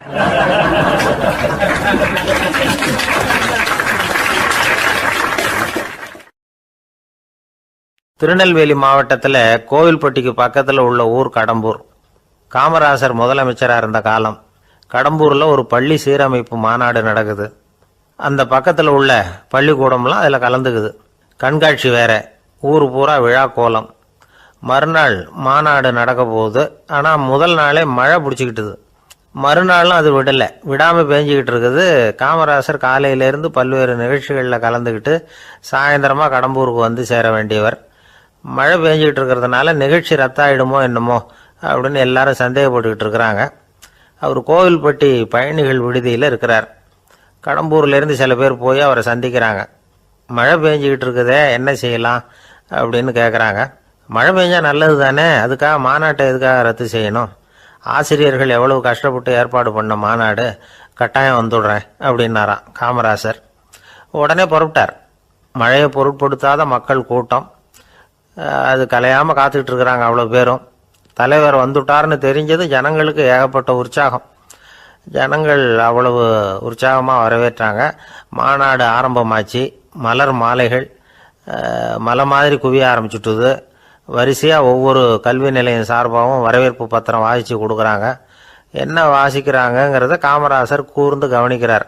ஏகப்பட்ட புகழ் மொழிகள், ரொம்ப பாராட்டி புகழ்ந்து என்னென்னமோ வாசிச்சுக்கிட்டு இருக்கிறாங்க. கொடை வள்ளலே, குணக்குன்றே, மலையே, கடலே, இப்படி தமிழ் மொழியில் பாராட்டுறதுக்கு எத்தனை வார்த்தைகள் உண்டோ அத்தனையும் அதில் சேர்த்துருக்குறாங்க. காமராசர் பொறுமை இழந்துட்டார். போதும் போதும், உங்கள் எல்லாரையும் பார்த்து 2 வார்த்தை பேசிவிட்டு போகிறதுக்காக தான் நான் வந்திருக்கிறேன். எல்லாரும் மழையில் சிரமப்பட்டு நின்றுக்கிட்டு இருக்கிறீங்க.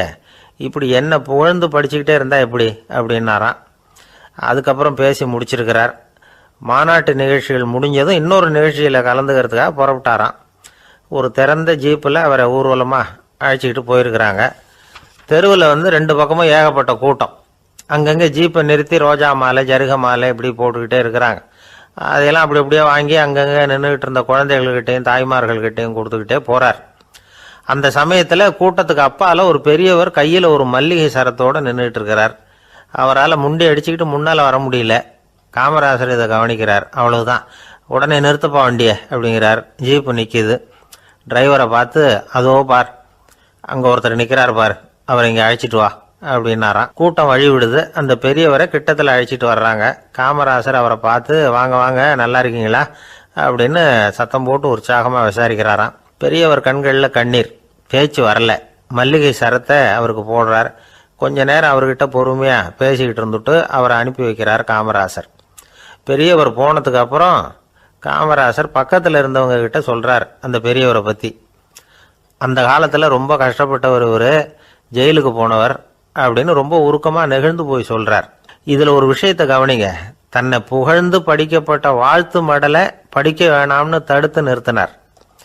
எங்கேயோ ஒரு மூலையில் கையில் ஒரு 4 முழம் மல்லிகை சரத்தோடு ஒதுங்கி நின்றுக்கிட்டு இருந்த அந்த தொண்டரை அவ்வளவு பெரிய கூட்டத்துக்கு நடுவுலையும் தேடி கண்டுபிடிச்சி கிட்டத்தில் கூப்பிட்டு அவர் கொடுத்த அன்பு மாலையை வாங்கி கழுத்தில் போட்டுக்கிட்டார். அதுதான் காமராசர். தோல்விகள் கூட அவரை கொஞ்சம் கூட பாதித்ததில்லை. ஒரு பொது தேர்தலில் அவர் தோற்று போகிறார். தொண்டர்கள்லாம் அழறாங்க. அதில் ஒருத்தர் மெதுவாக காமராசர்கிட்ட போய், என்ன தலைவரே, நீங்கள் கூட தோற்று போயிட்டீங்களே அப்படின்னு கலக்கமாக சொல்லியிருக்கிறார். அதுக்கு காமராசர், நான் கூட தோற்று போகிறதுக்கு பேர் தான்ப்பா ஜனநாயகம் அப்படின்னாராம்.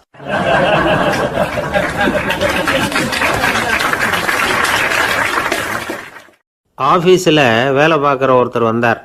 பேசாமல் ஒரு 10 நாள் லீவு போட்டுடலாமா பார்க்குறேன் அப்படின்னார். ஏன்னு கேட்டோம். என்னுடைய மேலதிகாரி ஒரு முசுடு சார், அவர்கிட்ட வேலை பார்க்குறது ரொம்ப கஷ்டமாக இருக்குது அப்படின்னார். ஆஃபீஸில் வேலை பார்க்குறவங்கெல்லாம் ஒரு விஷயத்தை நல்லா ஞாபகத்தில் வச்சுக்கணும். மேலதிகாரிங்கிறவர் ஒரு பெரிய மகான் இல்லை, அவரும் ஒரு மானிட பிறவி தான். சராசரி மனுஷனுக்குள்ள பலம் பலவீனம் 2ம் அவருக்கும் உண்டு. அதனால் அவரை கொஞ்சம் அனுசரித்து போகிறதுக்கு பழகிறது தான் நல்லது. மேலதிகாரிகளில் பல வகை உண்டு. அதில் முக்கியமாக 3 வகை. அதில் ஒரு வகை எப்படி தெரியுமா? உங்களை ஒரு வேலை செய்கிற மெஷினாக மட்டுமே நினைக்கக்கூடிய வகை.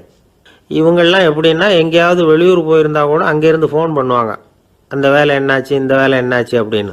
இவங்களுக்கெல்லாம் உங்கள் நலனை பற்றியோ உங்கள் குடும்பத்தை பற்றியோ அக்கறை இருக்காது. நீங்கள் சொல்கிற யோசனை எதுவும் இவங்ககிட்ட எடுபடாது. கொடுத்த வேலையை பாரு, நீ எனக்கு புத்தி சொல்ல வேணாம் அப்படிம்பாங்க. இவங்களை அனுசரித்து போகிறதுக்கு ஒரே வழி, இவங்க எதை சொன்னாலும் சரின்னு சொல்லிவிட்டு வேலையை கவனிக்க வேண்டியது தான். இவங்ககிட்ட வேற எந்த கேள்வியும் கேட்டுக்கிட்டு இருக்கக்கூடாது. ஆமாம் சாமி போடுறது கௌரவ குறைச்சல் இல்லை, அது ஒரு அலுவலக சௌகரியம், அவ்வளவுதான். இன்னொரு வகையான மேலதிகாரிகள் எப்படி தெரியுமா? இவங்கெல்லாம் ஆஃபீஸ் வேலையை பற்றி அதிகமாக கவலைப்பட்டுக்கிட்டு இருக்க மாட்டாங்க. தங்களுடைய சொந்த இமேஜ் பாதிக்கப்படக்கூடாதுங்கிறதுலையே கவனமாக இருப்பாங்க. இவங்கெல்லாம் அடிக்கடி உங்கள் நலனை விசாரிப்பாங்க. அதே மாதிரி நீங்களும் அவரை விசாரிக்கணும்னு எதிர்பார்ப்பாங்க. இந்த ரக அதிகாரிகளுக்கெல்லாம் புது வருட வாழ்த்து அனுப்பலாம், பிறந்தநாள் வாழ்த்து அனுப்பலாம். அவருக்கு எங்கேயாவது ஒரு பாராட்டு விழா நடந்தால் முதல் வரிசையில் போய் உட்காந்து உங்கள் முகத்தை காட்டலாம். ஆஃபீஸ் வேலையை மட்டுமே பார்க்குற பணியாளர்கள் இது மாதிரி அதிகாரிகள்கிட்ட நல்ல பேர் வாங்க முடியாது. இன்னொரு வகையான மேலதிகாரிகள் உண்டு. அவங்க எப்படின்னா, ஆஃபீஸ் வேலையை பற்றியும் கவலைப்பட மாட்டாங்க, தனக்கு கீழே வேலை பார்க்குறவங்கள பற்றியும் கவலைப்பட மாட்டாங்க. எக்காரணம் கொண்டும் தன்னுடைய பொசிஷனுக்கு ஆபத்து வந்துடக்கூடாதுன்னே நினைக்கக்கூடியவங்க இவங்க. இவங்களால கடுமையான வேலை செய்யவும் முடியாது, தீர்மானிக்கவும் முடியாது. எந்த முடிவையும் எடுக்காமல் அப்படியே தள்ளி போட்டுக்கிட்டே போடுவாங்க எல்லாத்தையும். இதனால் என்ன ஆகும்னா, இவருக்கு கீழே வேலை பார்க்குற உங்களுக்கு பொறுப்பு அதிகமாகிடும். இவங்ககிட்ட போய் பிரச்சனையை மட்டும் சொல்லி பிரயோஜனம் இல்லை, அதுக்கான முடிவுகளை நீங்களே சொல்லணும். அப்போ தான் இது மாதிரி அதிகாரிகள்கிட்ட நல்ல பேர் வாங்கலாம். அட்லீஸ்ட் கெட்ட பேர் வாங்காமலாவது காலம் தள்ளலாம். ஆஃபீஸில் வேலை பார்க்குறவங்க முக்கியமாக சில விஷயங்களை ஞாபகத்தில் வச்சுக்கணும். ஆஃபீஸில் நடக்கிற நல்லது கெட்டது எதுவாக இருந்தாலும் உடனடியாக மேலதிகாரிகிட்ட தெரிவிக்கிறது நல்லது. 3வது மனிதர் மூலமாக அதை அவர் தெரிஞ்சுக்கிறது அவ்வளவு நல்லதில்லை. எந்த மேல் அதிகாரியுமே தான் இந்த சர்பாஸ் செய்யப்படுறத விரும்புறதில்லை. அதனால் அவருக்கு தெரியாமல் மேலிடத்துக்கு மணி எழுதி போடக்கூடாது. அப்படி எழுதி போடுறவங்க சில பேர் இருக்கிறாங்க. நீங்களும் உங்கள் மேலதிகாரியும் தொழில் ரீதியாக ஒரே படிப்பு படித்தவராக இருக்கலாம். அப்படி இருந்ததுன்னா அட்ஜஸ்ட் பண்ணி போகிறது கொஞ்சம் கஷ்டம்தான். இதை மனசில் வச்சுக்கிட்டு நடந்துக்கணும். உங்களுக்கும் அவருக்கும் அபிப்பிராய பேதமாக